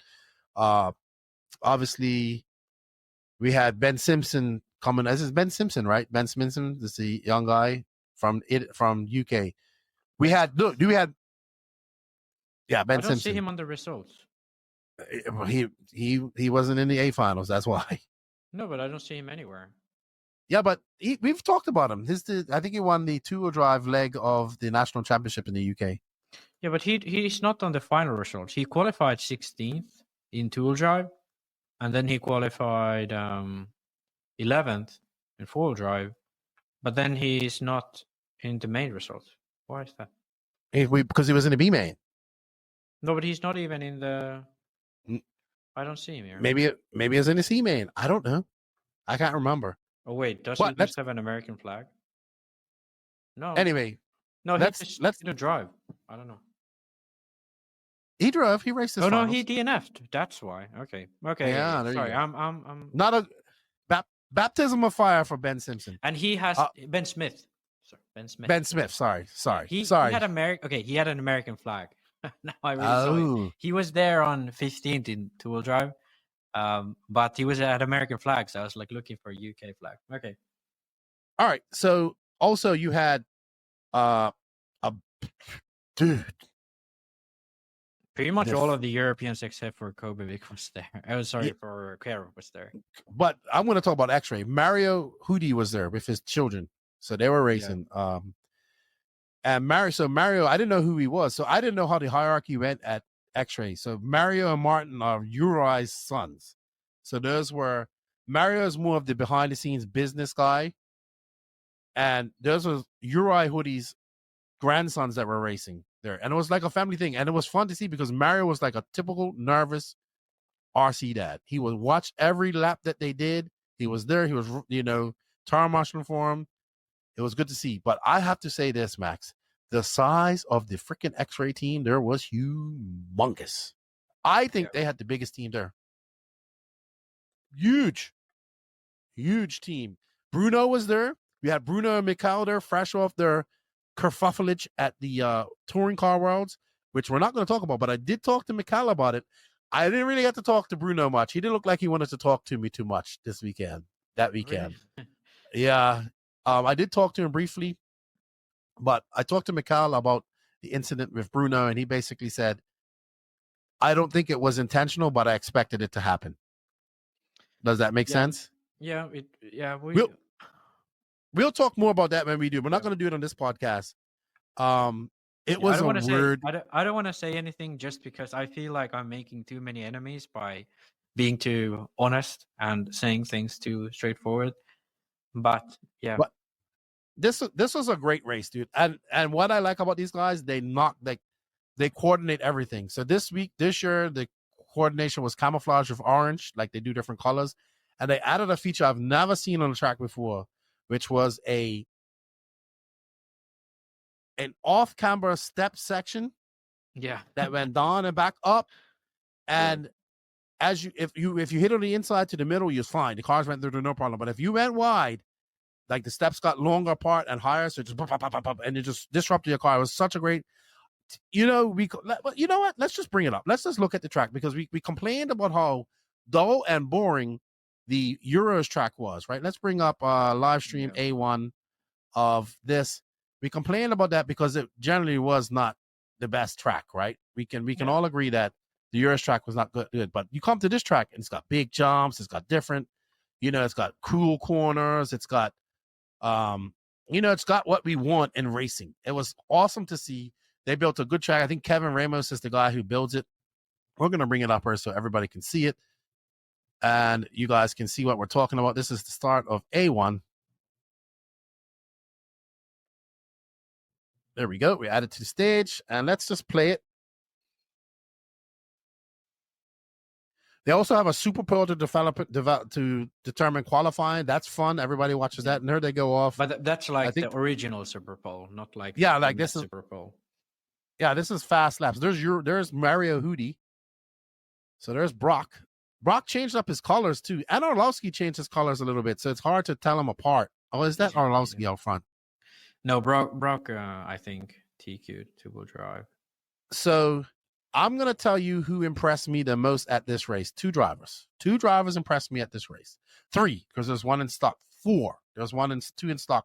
5, there's 3 in stock that impressed me. I had to.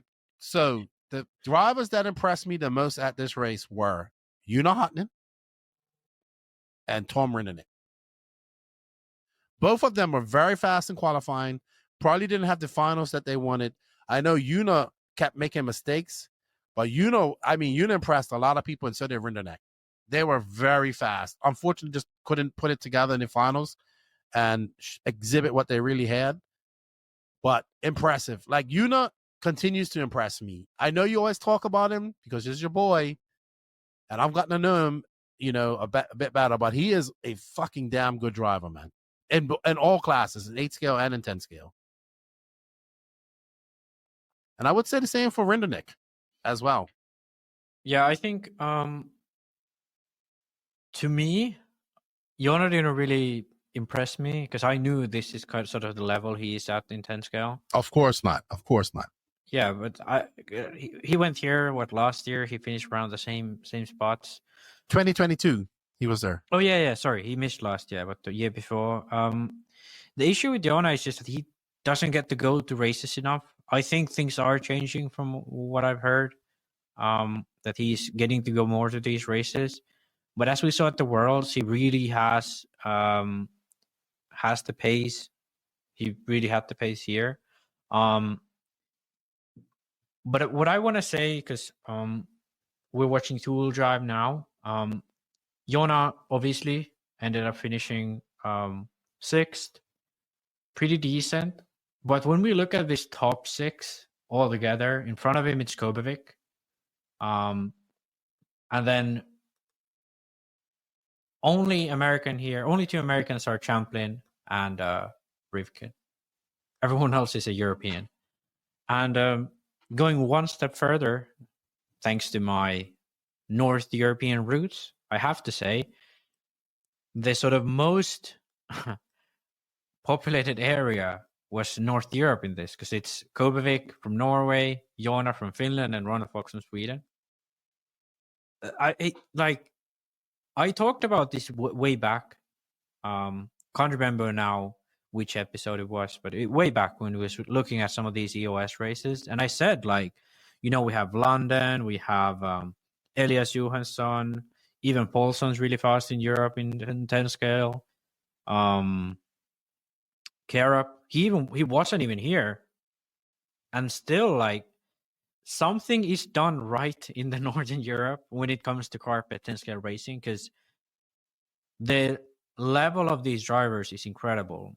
Sure, it probably has to do something with us having incredibly long winters, but at the same time, I think it has to be mentioned that it's quite a significant amount of young, especially that all of these guys are young, right around 20, some younger than 20, and I think that is impressive. I think that's very impressive. And knowing, the scene, there's a lots more that are coming up. So just something I kind of want to mention. I think that people are gonna first off be triggered by your excessive bragging. Now you've gone onto the Scandinavian countries. I don't think your head's big enough. I don't think we have a camera big enough to fit your head in here right now. But you ain't wrong. You are not fucking wrong. I just thought about it. Karup's from Denmark, Kobovic from Norway. And let's be realistic. Norway is not the hotbed of RC racing. No. Neither is Finland to an extent. And then obviously Ronald Fox, the oldest out of all these guys. So something's going on up north there in the Scandinavian countries. Maybe it's because you guys have miserably long winters and nothing else to do but drink beer and, drive RC cars. Yeah, indoor. RC carpet. Yeah. But, very impressive. Kobovic was good. Kobovic was very fast, too. Yeah. The Kobovic was an interesting case because there was a time where a lot of people were kind of suspected he'd be out of RC. But now he's right up there with Orlowski. Third at the Euros, second after qualifying in two-wheel drive. Here, a top 5 finish in two-wheel drive. He's consistently the second best guy on the European Schumacher team. And I think he's only thing he would need to do to sort of become like one of these top pros is to be better in 8 skill. Because Shakeups did it at the Worlds. Jonah has proven it that he's capable of it. He just needs to have his results. Orlowski has proven it. All of these 10 skill guys kind of have proven it except for Kobevic. So I think that's sort of his next step, making it big in 8 scale. But other than that, I think he's now at the level in 10 scale where he is actually like one of the top guys in the world, but definitely in Europe. And yeah, I think that's something that impressive. me of- Oh, you know who else we didn't put in there? We didn't put Pekka in there. I would love to see Pekka come to this race. Yeah, Pekka is interesting because I think he has not really driven 10 scale at all for the past year or so, but he has been really impressive in on-road. So touring is sort of what he's been really good at, what he drives probably the most at this point. So it would be interesting to see him in on-road more so now that the ETS has started. But I do think he could be one of those guys who could compete. I don't think he's there yet to compete with Kobevic and Orlowski. And I definitely think Jonah is better than him in 10 scale in his current state. But I do think he has potential. It would be more interesting. I wish we have good Nordics for 10 scale next year as well, because we really didn't this year. Because nobody from Finland that I know went. And I think it's incredible how much talent there is. And it just needs these guys need to just travel more. Absolutely. Let's move on to some results. So in 4-wheel drive, we had Mikhail Orlowski, Brock Champlin, Bruno Coelho, Dakotah Phend, Daniel Kovacic, Tom Rindernick, Spencer Rifkin, David Ronnefalk, Una Hotnen, and David Bada was your top 10. And in 2-wheel drive, it was Brock Champlin, Mikhail Orlowski, Bruno Coelho, Spencer Rifkin, Daniel Kovacic. Good top 5 for him. Una had a 6, Rindernick, Ronnefalk, Phend, and Bada. Now, this resulted in them having a Super Bowl, a hot lap shootout. Yeah. So basically, they got 6 laps to. This happened last year as well between Bruno and Orlowski. Yeah. And I think Lance talked to Daniel how he thinks this can be done a little bit better next year as well as Super Bowl. So we might see some changes. But I mean, Brock Champlin went out there and kicked ass, man. He was better than Orlowski this year. And Orlowski done it to Bruno last year. And I love that the tiebreaker was determined by a Super Bowl. I never thought that would happen again. And it did a second year in a run and in a row, and people enjoyed it. And it came down to some exciting, just hot laps. Everybody loves hot laps, right? Well, this is where hot laps matter in this type of racing. Yeah. So that was good. And so congratulations to Brock Champlin. He's now a 3-time Florida Carpet Championship racer. He won the first 2 associated. Now he's one with a Schumacher. Schumacher's won 3 now. So yeah. Orlowski has 2, and now Brock has 1. And Phend has won this as well. Yeah. But dude, I have to say, the size of the X-Ray team uber impressed me. It was bigger than the associated team. That's something that has been impressing me, because I remember 1 year ago when we was talking about Testament leaving and then picking up Ronnefalk, we was like, what's going to happen to America? And we said, yeah, Chase doing a good job. The Lemieux, crew, all of the people around them, they're doing a good job. And maybe just focus on that. That was our guess last year. And I have to say that even though I saw it work out decently, and I think they had already then good presence in on-road with Hebert and those guys,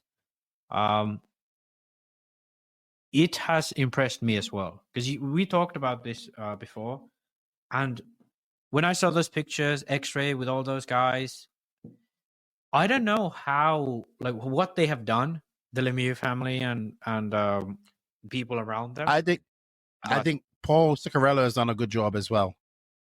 That's a good point. Yeah, I kind of forgot about Paul, but yeah, he's probably the guy who makes a big difference. Because I remember when he was doing Serpent was the thing, and they never were a thing before that. So I think so, that's a good point. Yeah.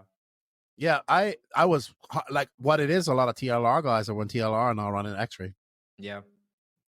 I think which we're going to talk about that in will a bit. Continue to happen, because when that goes, it goes all downhill. But I want to comment though, because we're talking about brands. I don't know if did you have more on X-Ray? Because Yeah, I wanted to I wanted to touch on stock real quick, but if you wanted to say something about brands, I'll do that afterwards. Yeah, because we talk about X-Ray and they having a big team, but Schumacher, they have always been like a brand. In the 90s, they were big, but in the 2010s, there was kind of always these brands that, the UK guys ran it, but the car wasn't really that good ever, except on like Astro, and the 4-wheel drive sucked for the longest time with the K2 and so on, and then they brought out the L1, which was really good, and now Schumacher is at a state where Euros, Orlowski, Shaw, Guelho managed to take 4-wheel drive. Champlin won in mod, TQ'd both of the classes. Should have won 4-wheel drive without traffic issues. Was the fastest guy out there. They come out to FCC, double win in both classes. Shaw Guelho is third, qualifies well, but that's still double win in both classes. 3 cars. They're making a big push. 3 cars in top 5 in both classes. I've been talking to people, around on road. Pecco is confident. Schumacher is the best touring car out there. The results speak for themselves. Orlowski went on a undefeated win streak for over a year before the Euros. And even though I gave Orlowski some shit that on the Discord, like the results this guy has had for Schumacher have been incredible. Incredible all around. But to me, what impresses me the most is it's not like he's the only one anymore. Pecco is making some of these big ETS mains. Mattia Collina is making these ETS mains in on-road side. Here, like Champlain, Kobovic, and so on. In Europe, there's like Elias Johansson, Paulson, Pecco. All of these guys are making these big mains. And to me, it's incredible how they have turned it around in the past, let's say like 7 years. And that's like, I don't want to say thanks to Orlowski and Trish, but if it wasn't for those two, Schumacher wouldn't be even close to what they are now. Not even close. 100% agree. 100% agree. And I think 100%. Schumacher and X-Ray, they're this big rivalry. X-Ray, very different type of company to Schumacher. Both are family operations, but very different type of like company. A lot more money at X-Ray. A lot more money, but not necessarily due to RC, but due to, the family business and what they do in their area. But I don't know. It just, to me, it's both of these European brands are doing really well. And again, this comes to like Europeans doing well, but these two brands have really brought it into 10 scale. And I feel like it's gonna change the American market as well. And X-Ray, as you said, it's already catched on. But I bet you when Champlin starts to win more of these dirt races, people are going to take another look at Schumacher as well. It's not going to be just, Associated, TLR, and these kind of brands anymore. Even though they're having the difficulties already, it's going to get even more tough when Schumacher and X-Ray start to, gain even more following behind them and more momentum. Dude, I think they're going to get a fair share of these TLR guys. And then between X-Ray, it's only 4 real brands in 10 scale: X-Ray, TLR, Associated, and Schumacher. And Schumacher's gonna get their first share, guys. We might see them get an even bigger top name. I have a theory. All right. I just wanted to go over stock real quick. So in 2-wheel drive, expert class, we had Nate Sutherland, who you guys didn't know much of him, but Nate Sutherland is one of these guys that has impressed me. Like, I'm anxious to see him when he goes up to mod, if he does it. Had a good weekend. He won 2-wheel drive. Dustin Fox, Yokomo driver out there, flying. He was good. Really? Yokomo? Very good. Yes, Yokomo. Okay. I was shocked. Ryan Rivas, who's from the Pacific Northwest, had a great weekend. He Hot Pockets. He was very good in qualifying, provided some great qualifying action. Max Gotzel, Martin Beyer, Jeff Stackowitz, Talon Henley, Doug Lavillier, Adrian Rascon. I want to say a big shout out to this young man, McCoy Martin. So I met McCoy last year at this race, 2 years ago. Nice young man, 13 years old, good family, bombshell racing. He is a local to Beachline, but he bumped into the 4-wheel drive final and made his way. He won intermediate last year, like the stock class. This is the expert stock class. Great driving by him. Awesome young man. He's a Gumby fan. His dad's an avid action figure collector as well. And then in the 13.5 4-wheel drive, brought to you by Exalt, Max Gotsu, who does not work for X-Ray, by the way. He made sure to tell me that. He's like, I don't work for X-Ray, Keenan. I'm a student. Okay, I thought you did. But I like Max. He did well. He is happy with his win. Him and Ronafalk were having an argument about who had his colors first. And because his car looks very much like Ronafalk's. Ryan Rivas finished in second. Well done to him in the Pacific Northwest. Dustin Fox, the Yokomo guy. Martin Beyer. Knight Sutherland, not having the same luck. He did get a 3 and a 2 in 4-wheel drive. Danny Chavez, Doug Leverrier, Jeff Stakovitz, Kai the Hat Golf, McCoy Martin, and Talon Hen. McCoy Martin was 10th. So well done to those stock warriors. They're awesome. Max, start learning about those stock guys. But I will say that this race is probably one of the biggest, most competitive, prestigious carpet races, 10-scale races in the world. And it has only happened. This is its 5th iteration, 5th time happening. So kudos to the race promoters and everybody involved. Like Hobby Ring was there, like with Charlie Swanka and a freaking engineer. You get it? Like a guy was there. Obviously, Matty G's there, teching, doing all these engines, motors. Did you see how they tech the motors? They completely. Did you see that video? Yeah. Completely tore these things. But I think destroyed them.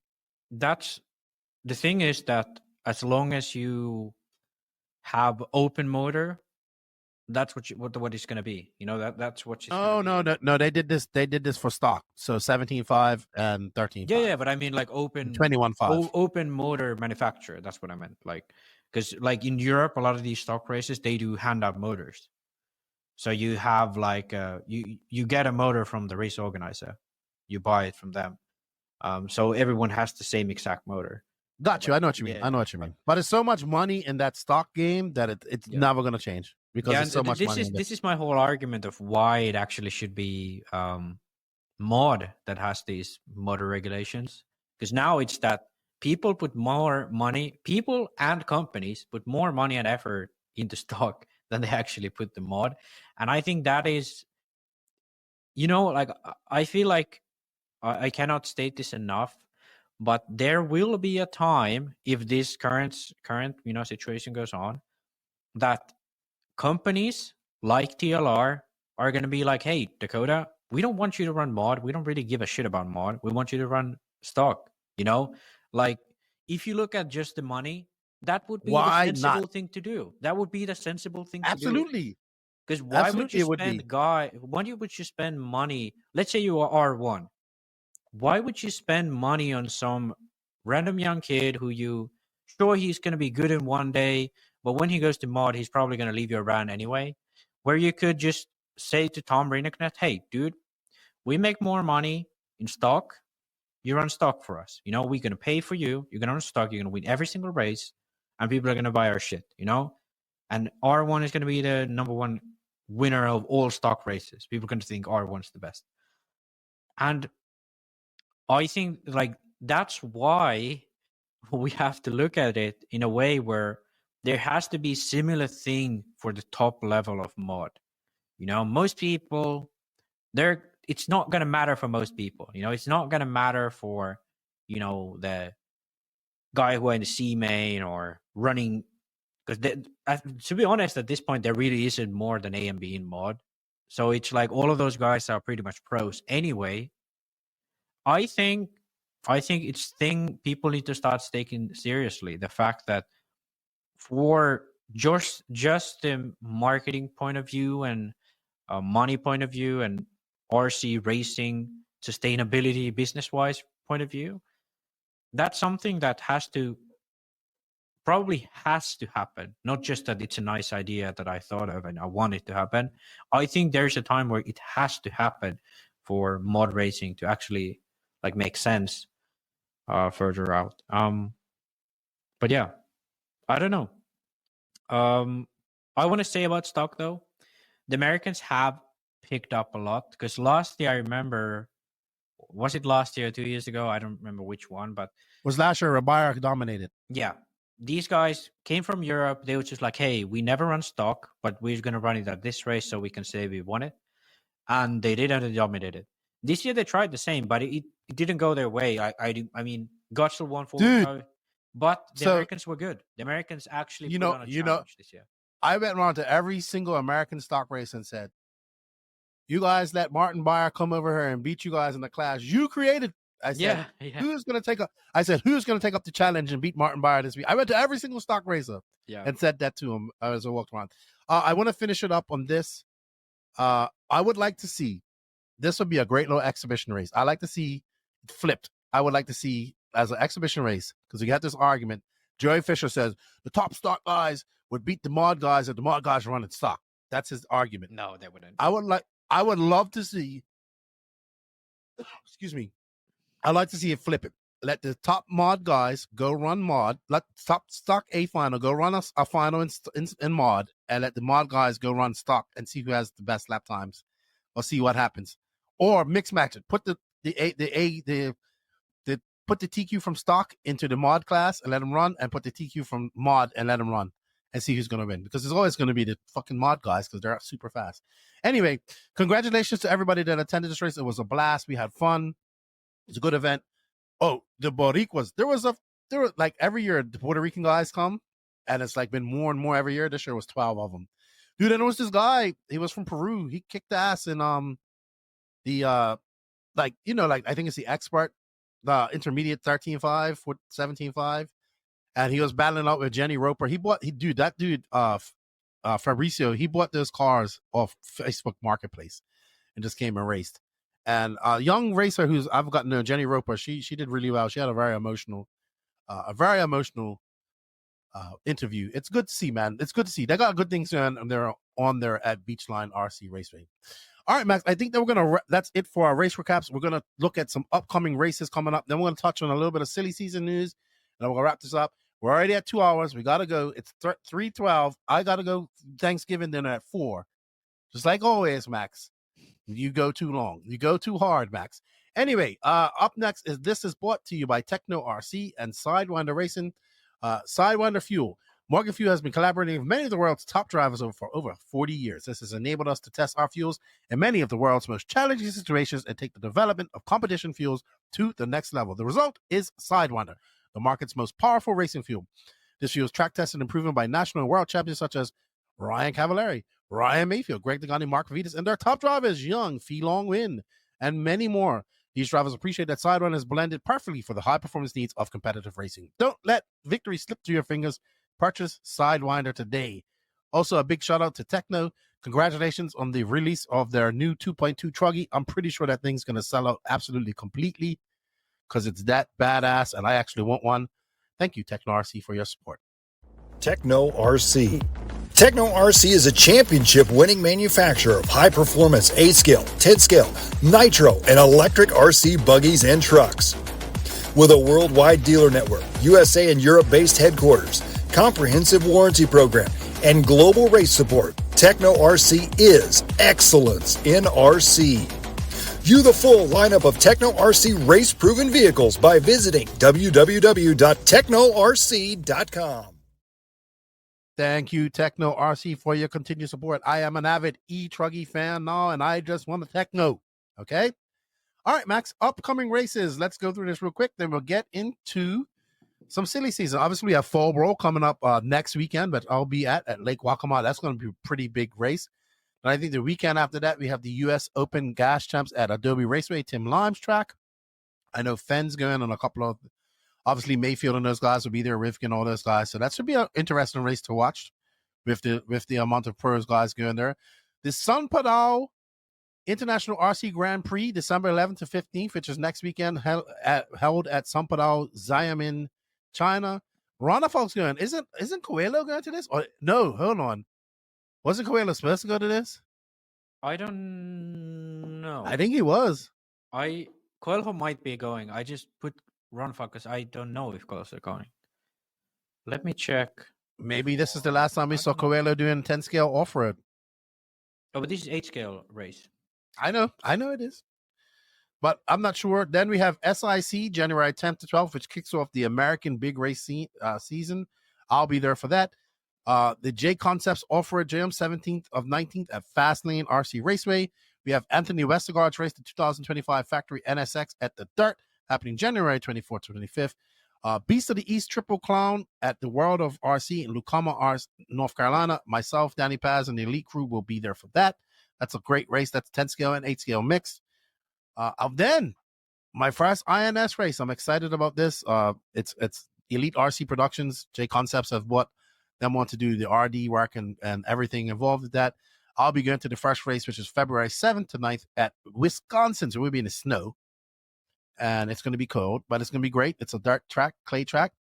Then we have the FTC race coming up at the Nitro Compound February 21st to 23rd. Check it out. And Bruno is going as well. Max just confirmed that. Maybe the last time we see Bruno running 8 scale in X-Ray in China there. Yeah. All right. Let's move on to the Hot Race Hot Gossip. Shout out to Hot Race Tires. I do know who their 2 top drivers are going to be. I don't know if I should say it yet. It hasn't been announced. But let's just say their names begin with a T and the other ones begins with an A. There we go. That's all I'm going to give you. You know, all the SillySeason sleuths, we have to figure it out. But the next week, and you know what? I have to burn to pick with you after this too, as well. You and your minions that are ganging up on me. The Hot Race Hot Gossip is all about SillySeason that's happening. But before I do that, I have to say, Max, Rick McCrary calling me out publicly on Facebook. You know, when you're at the top, everybody's coming for your crown. So I'm got big shoulders to take it. Now you got Rick on your side, all about Team Max, talking about how I'm cooking the books and all this type of stuff. So you know what? We should figure out how to do a collaboration with Rick McCrary and the top 25 rankings to keep track of our SillySeason predictions, right? Yeah. So you know what? Rick McCrary, hit Max up because he's the brains behind this whole thing, and you are all about Team Max. You know, and I'm the king of SillySeason, and everybody's coming. I'm telling you, this is the last year of SillySeason for me. I will not be doing it next year. You know, the pressure of, the amount of erroneous, nefarious accusations being thrown at me by you and your public and your Team Max is just unfair. Absolutely unfair. Keenan, you cannot say at this point of SillySeason that this is your last season, because next year, you know, you're gonna be back, and then you're gonna be saying all the same mantra. I'm gonna retire. No, I'm gonna groom somebody to become a SillySeason sleuth. You're gonna see my Padawan come out next. I don't know who it is, but yeah, SillySeason's starting to get into full effect. There's lots of things going on. And I don't know, maybe we need to collaborate with the top 25 to figure out how we do it. Oh, by the way, I will have an update on NNRC Cup points next week. I'm waiting on Danny Pass to finish the points. He gave me the points, but they were wrong. We got to redo them. Well, I'm confirmed. Barton to Kyosho and Ialasi Tune. I think this is a good move for him. Obviously, it's going to be on Matrix tires.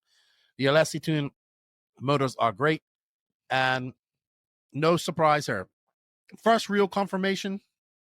We know. Let's talk about almost confirmed. I assume by the time this podcast comes out, it will be public knowledge. We did touch on it on the last podcast. It caused a whole bunch of kerfuffle. Yeah. But yeah, Robert out at Mayako, and destination seems to be S-Works as a team manager / that type of job. Basically, he's going to be overseeing the whole S-Works team around the world, especially in Europe and America. I wish Robert all the best with that. Things change, and Robert just had a kid. That's a lot playing on his plate. You know, S-Works, we know, like we said, we know S-Works has kind of been after him for quite some time. They were after him after he left Mugen. I hate to see Robert leave Mayako, and I know a lot of people do hate to see him leave, but I also understand why he's kind of leaving. We know Mayako's kind of, you know the difference. Like S-Works, got money, established brand. Not saying that Mayako is an established brand, but just a little bit more. You know, you got to provide for your family, man. And that kid comes around, it's a different story. And I think he's just gonna. I think he just sees a better path for him and his family and his career at S-Works, and I totally get it. If he's getting paid more money, absolutely get more money. You know, maybe more money, more money, and just maybe an easier way of working, which is going to benefit him. I don't know all the details. Less stress. That I mean, it's Less like stress. it's like anytime you're trying to build something. Let's be honest, Mayako is established in people's like minds that it's a brand, I think, Mhm. but it's not like it doesn't have its foothold yet in the industry. And like with any brand, like S-Works was like this 5 years ago. You know, Yep. before they started winning, it was exactly like this. And I bet anybody who worked there, it was stressful because you're fighting an uphill battle like any new brand is. And I definitely, if I had a child, I wouldn't do it. To me, it was wild that when I heard that he was having a kid, I'm like, okay, that's a weird timing considering all of the, because he. Well, just sometimes it had a just kid. happens. Sometimes it just happens, Max. Trust me, I know all about it. My kids kind of just happened. I was just I was just an unwilling participant. It was all planned. I didn't know anything about it. I'm not I taking any risks, so I play safe on that front. But I there bet you go. You're too young for kids. So. Yeah. But we wish Robert all the best. I think it was planned. Yes, but I wish Robert all the best. I know he's gonna focus on 36-minute S-Works and, of course, Hot Race. So now we're gonna get into some crazy stuff. Not crazy. Before we get into crazy stuff, let's talk about some things here. So it isn't official. It might be official by this comes out. I don't know, but we talked about it. Phend is out at TLR. I heard Tater's out. Schimmel's out.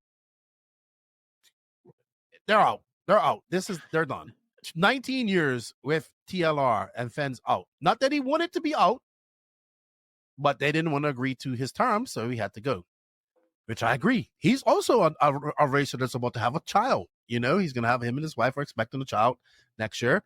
And I've gotten to talk to Phend over the years, and like after the last couple of races, like he's a good dude. Like he's very professional. He's very calm and collective. And I think he's one of those racers that deserve to get a good paycheck at what he does, because I still think that Phend is probably the best off-road driver in 10 scale and 8 scale, because he's able to, okay, maybe his results weren't too good the last couple of 10 scale races, but he's still able to, like, I think Phend can go to any race and be a competitor or to winning that race. Top 3 to winning. I agree, but I'd put it this way. Phend is probably the most talented off-road driver that there is. I think when the way he's able to drive a car that's not like as good as it could be, and without basically a team behind him that knows what they're doing.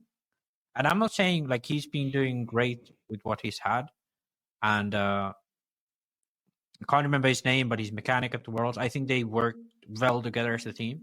I'm not dissing them. Dylan Peterson. This is Dylan. Yeah, Dylan Peterson, I think. Nelson. I think it's Nelson. Dylan Nelson. Sorry, I don't know why I had Peterson in my brain. Man, I'm bad with names today. Nothing against him, but when you have Ongaro with who has, I don't even know, 20 years of experience of being a mechanic at the top level of RC, you have like 2 or 3 pitmen just for you, just for you. And like when that's like Ongaro, and then I don't know about Canas if he has that big of a support structure, but he at least has he has his mechanics same at every race, everything like that, and everything's together.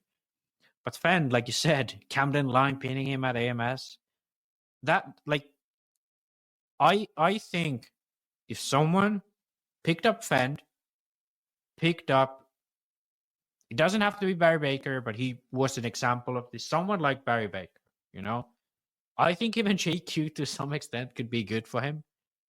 I think like that would be absolutely a killer combo, because someone's looking after what he's doing. Someone's giving him a car to use his talent. Go ahead, Keenan. So let's segue into where I believe Phend is going. So we talked about this a few podcasts ago where he was seen testing an X-ray.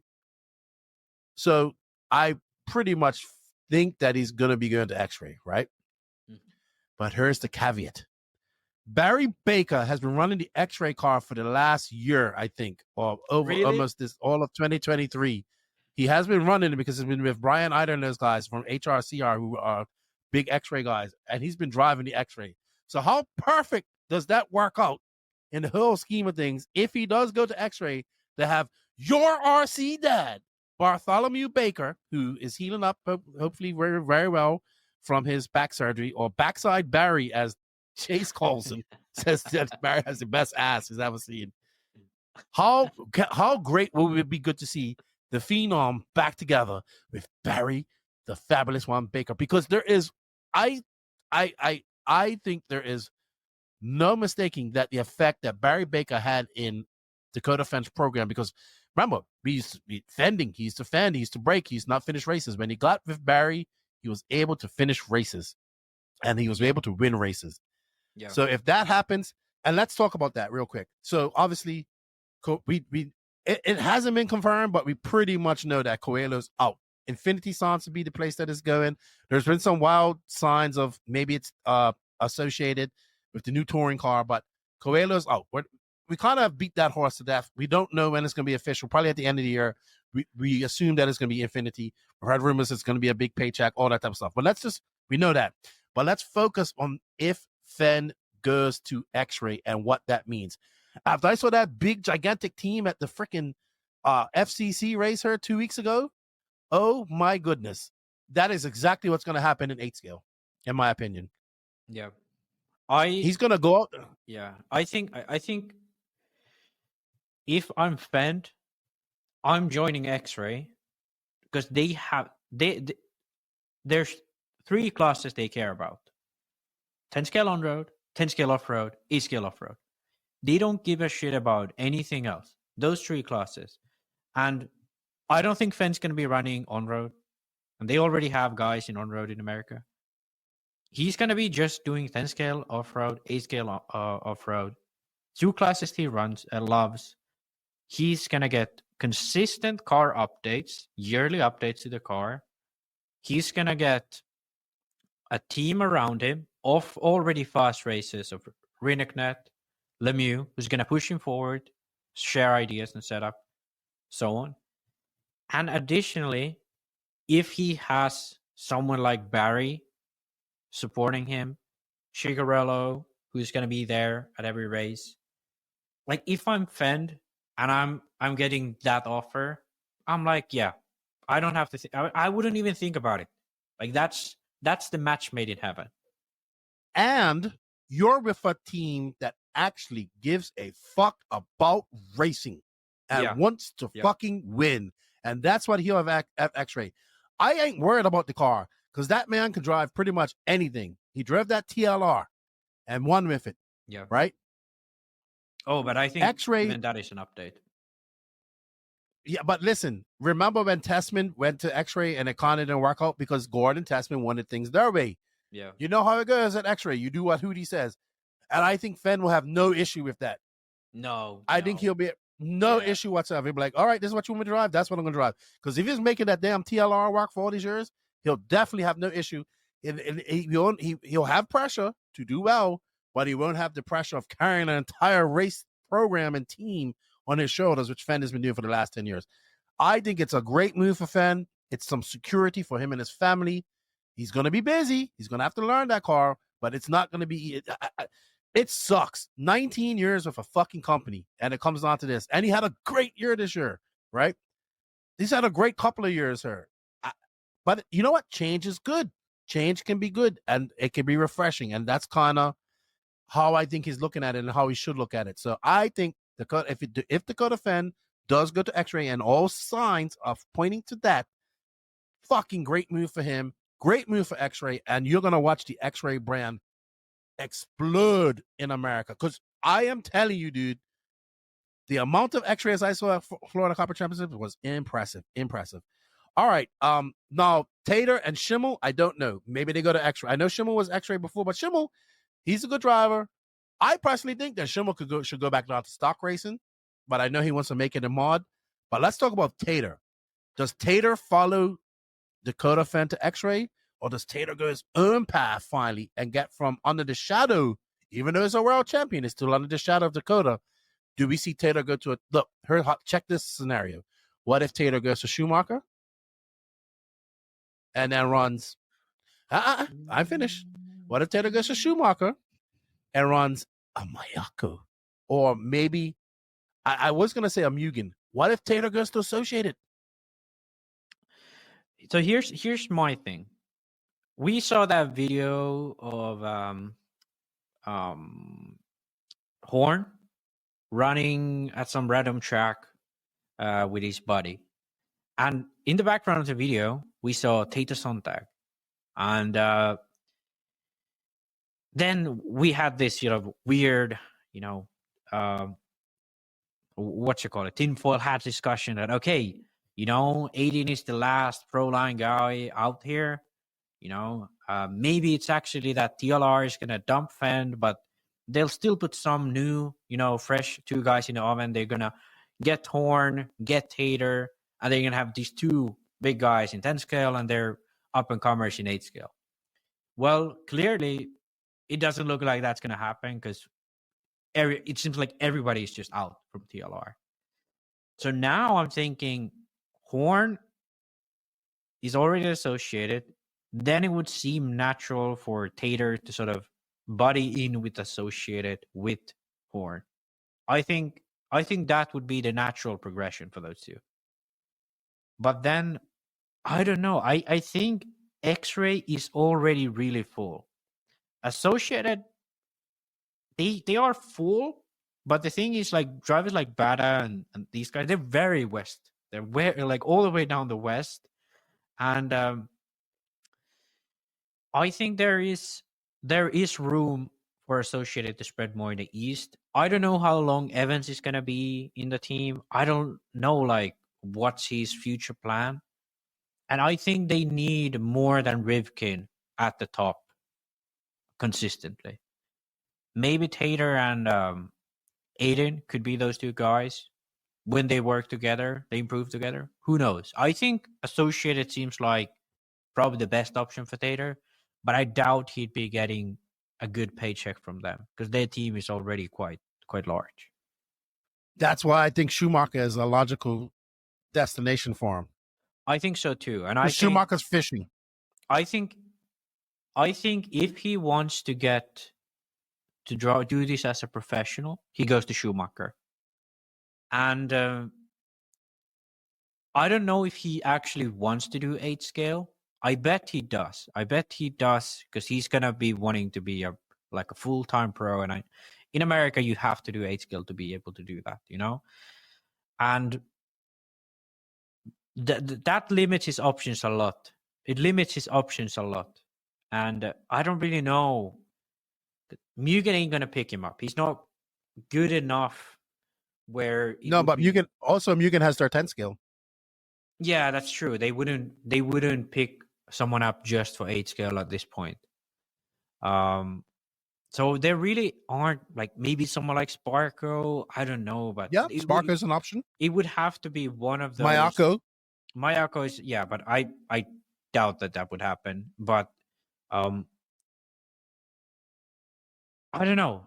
It's a tough one because there was a time where you could run a Yokomo or a Schumacher, and that's fine. You could just run some other brand for 8 scale. Maybe he's gonna go to Kyosho. Who knows? They don't have a 10 scale anymore. That's a good option too. Yeah.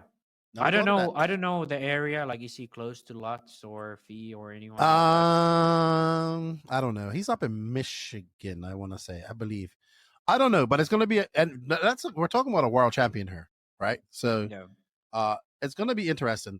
All right. So let's move on to some other possible theories here. Oh, Cavallari is going to probably drive a Serpent for 8 scale next year. Yeah, remember that picture I sent you? I tried to bring up the picture. Let me see. All right, you bring it up. We got some spy shots. Absolutely. So, all right, but hers not. All right, well, because I want to wrap this up. Let's get into the real tinfoil crazy stuff here. Now, I haven't really heard much. Obviously, the biggest news that I'm hearing is about Phend and what he's going to do and all that type of stuff. But I'm hearing that Tebow is going to come out of retirement. Really? This is officially titled the crazy section because why? I think he misses. I think he wants to. I don't think he's going to come out and do a full schedule, but he's going to do races And I think what T-Bird's got going on with the coaching, he's onto something really, really. I think he's onto something here. But I think he wants to race again. I think he wants to make some money at it and to subsidize. Like if he could do JTP, the coaching, and racing, he could subsidize and still stay in RC. I think he's coming back out on a shorter schedule. His, not a full blown 2-3 weekends a month, 2 weekends a month. So I could see it happening. It's rumors right now. I haven't really, heard too much from him about it. But you see him testing those Nova engines. Yeah. So, and he's been raised because there was a time where he started selling Tekno again, building Tekno kits. Then what if he goes to? Then there was this. Can't remember what time of the year it was, but it was around before the Worlds. He raced at this track was it his home track? Fuller was there. Some of these decent fast guys were there, at least Fuller, and he did well. I can't remember if he beat at least one of the brothers. So he is racing at a decent level, but I don't know. Like, I don't think Tekno would pick him up full time. They might pick him up as like a part-time racer, part-time distributor. I didn't say Tekno. Tekno. You think it would be someone else? What car did he like when he was driving Mayako? I don't know. What company has given us a cease and desist? Really? I don't know. I think we might see him in a HB. But HB, because the HB diehards all keep saying big news coming. I have a feeling. But okay, so it would be Tebow. But isn't it Chad Phillips still leading HB? Yeah. I don't think those two. To me, it sounds like those two are like JQ and Tebow all over again. No. I think. Well, remember, Tebow was running the Hot Buddies Truggy while he's running Mayako. So I think it's a possibility if he does come out of retirement. And another thing, we touched on this the last podcast, is about Joe Bornhorst. He's another conundrum. So another racer that has had a baby here recently. All things point that he's out of RC on a professional level and doing a full-time job, maybe racing part-time to enjoy himself or whatever. But there's like, who knows? What if something opens for Joe Bornhorst like at TLR? No, I don't think so. If because it was weird, because there was a time when we talked again that he was going to Europe. He was doing a lot of like administrative S-Works duties. It didn't feel like he was just a racer at one point. But now it seems like all of that has disappeared. He's not racing that much anymore. He's not racing at all. He did an oval race the other day. He was at an oval race. Yeah, so I don't really know. Like, is he just gonna get a regular job, or? I think he's just gonna get a regular job and do RC for fun. Yeah, it's weird. So there was a time where I was like, it looked like it was a done deal that he's just gonna move to a team manager role, but seems like not happening. So maybe it's just he's just out altogether. It's a grind, dude. Out there trying to make a paycheck and make a living at this, and then I'm telling you, once that baby comes along, it's different. It's different. And I wish Bornhorst the best.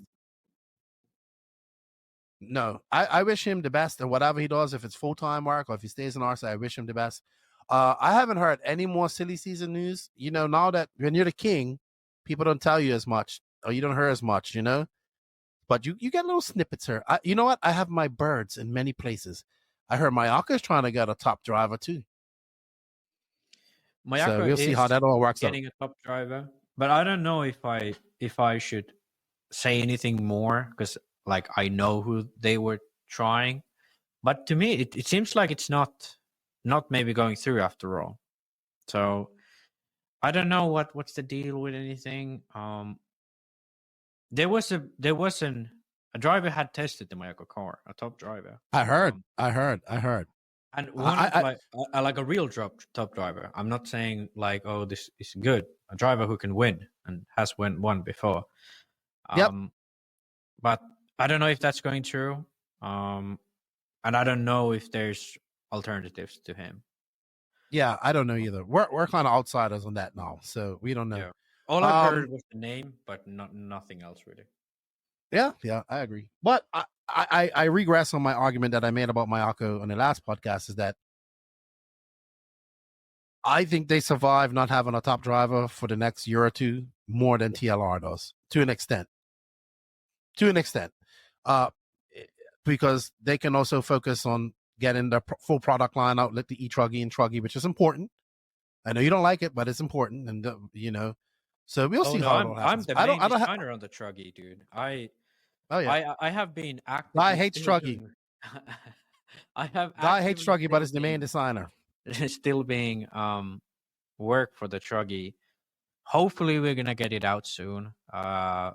It's gonna be for MPC for 2025, but hopefully we get at least that out, and then we can get the full kit out. But it's been tough. Awesome. It's been tough, but I think we have a working product. We just need to get everything out there. Yeah, I don't really have any more SillySeason news or anything else to say. For that, I think it's been a good chatting with you, Max. The next time we'll chat, I'll be in a new studio because I'm actually moving house because my house is still under 6 inches of water right now. So right now, my wife's moving us as we speak. When I get back, and yeah, it was a good chat with you. Everybody gets excited about SillySeason, but the race is just starting. It's just not even, SillySeason's for the long haul. It's gonna heat up over the next month, going into January, and we'll stay on top of it as much as we can.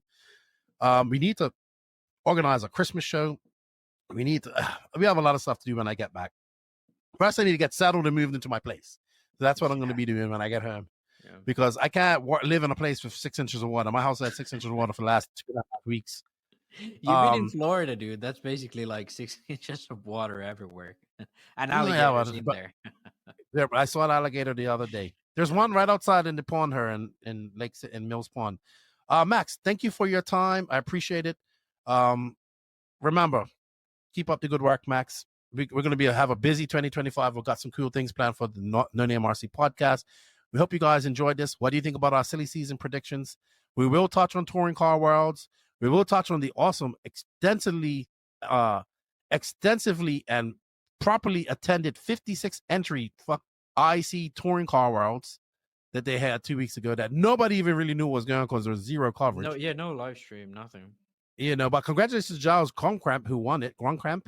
And one of your Jill's, and then what's his name? Timo Lino was also fast. Dude, he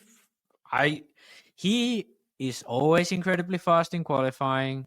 I think it's the second time he's TQ'd the 10 scale IC Worlds. But like, what was it? 2 minutes into the main, he rolls it over and then ends up DNFing. It's same thing as last time. It's tough. It's tough because he's an old guy. He's not getting many chances anymore, and he's incredibly talented, still incredibly fast. And I was really hoping him to be able to bring it home, but not meant to be. Well, but Gilles, we hope you.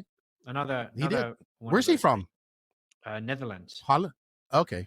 Yeah. We hope you got. He won his first world title in 2012. That was in Netherlands. So 12 years between his world titles. That's quite impressive. Quite a gap. I think Naoto probably would have been the favorite to win had he not had a DNF. I don't know if he, because obviously I didn't have a chance to watch the main. I don't know if he was in the lead. I think anybody had a chance to watch the medal. Nobody had a chance to watch it. Yeah, nobody did have. Only the 56 drivers, the 112 people that were there, because the 56 drivers was the mechanic. I'm sure there was more people there. A beautiful facility though, indoor asphalt track in Thailand. Awesome, huge. But with that said, I want to thank everybody for the continued support. Big shout out to our patrons and YouTube members. If you guys wish to support the podcast a little bit more, I just put up some new logos we got going for next year as well.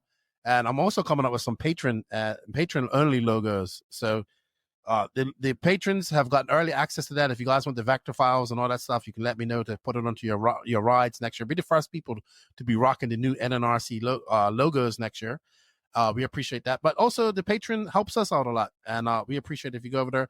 Don't forget to hit that sub, like, and notification button right here. We're at 6,200. The goal is to be at 7,000 by June. I hope we reach that before. 10K is the goal. 10,000 subs on YouTube is the goal. We greatly appreciate it. Don't forget to, if you're listening to us on the audio only, don't forget to leave us a review. Give us a share, man. It helps us out. Share us out to all of your groups and all that stuff. And yeah, we got some exciting things going on. Big shout out to the NNRC squad. If you're a company, you wish to advertise on this, hit us up. We have plans for everything. We have short campaigns, long campaigns. We'll work with you if you're a small company, product releases, all that type of stuff. We're actually working on our first product, which will be that mag break stuff. I'm talking to him, and he's about getting ready to release that stuff, and he wants to do a whole show on it. So It's going to be cool. It's going to be cool. Max, thank you for your time. All to my American friends, if you're listening to this, I'm recording on Thanksgiving. I'm going out to dinner here shortly. We thank you guys for all the support. We can't do it without you. And a big shout out to these companies that make it happen. They're Invisible Speed, High Tech RC, Hot Race Tires, Corsa Tech USA, Sidewinder Fuel, Mayako, Beach RC, Tekno RC, Clinic RC, Racecraft USA. Big shout out to Elite RC Productions. Shout out to our drivers. Shout out to our affiliate companies too. We have links for all of this in the written description of this podcast. Click on those links. If it doesn't give you a coupon code or affiliate link, just say, hey, we heard about you on the No Name RC podcast. With that said, Max and second in command, Max, we're out. And Max, I need to find that intro because you're so much better at finding, I'm so much better at finding all this stuff than me, but you did. But you're not better than me than doing the whole intro thing because we're out. Lefty and Max, we're out.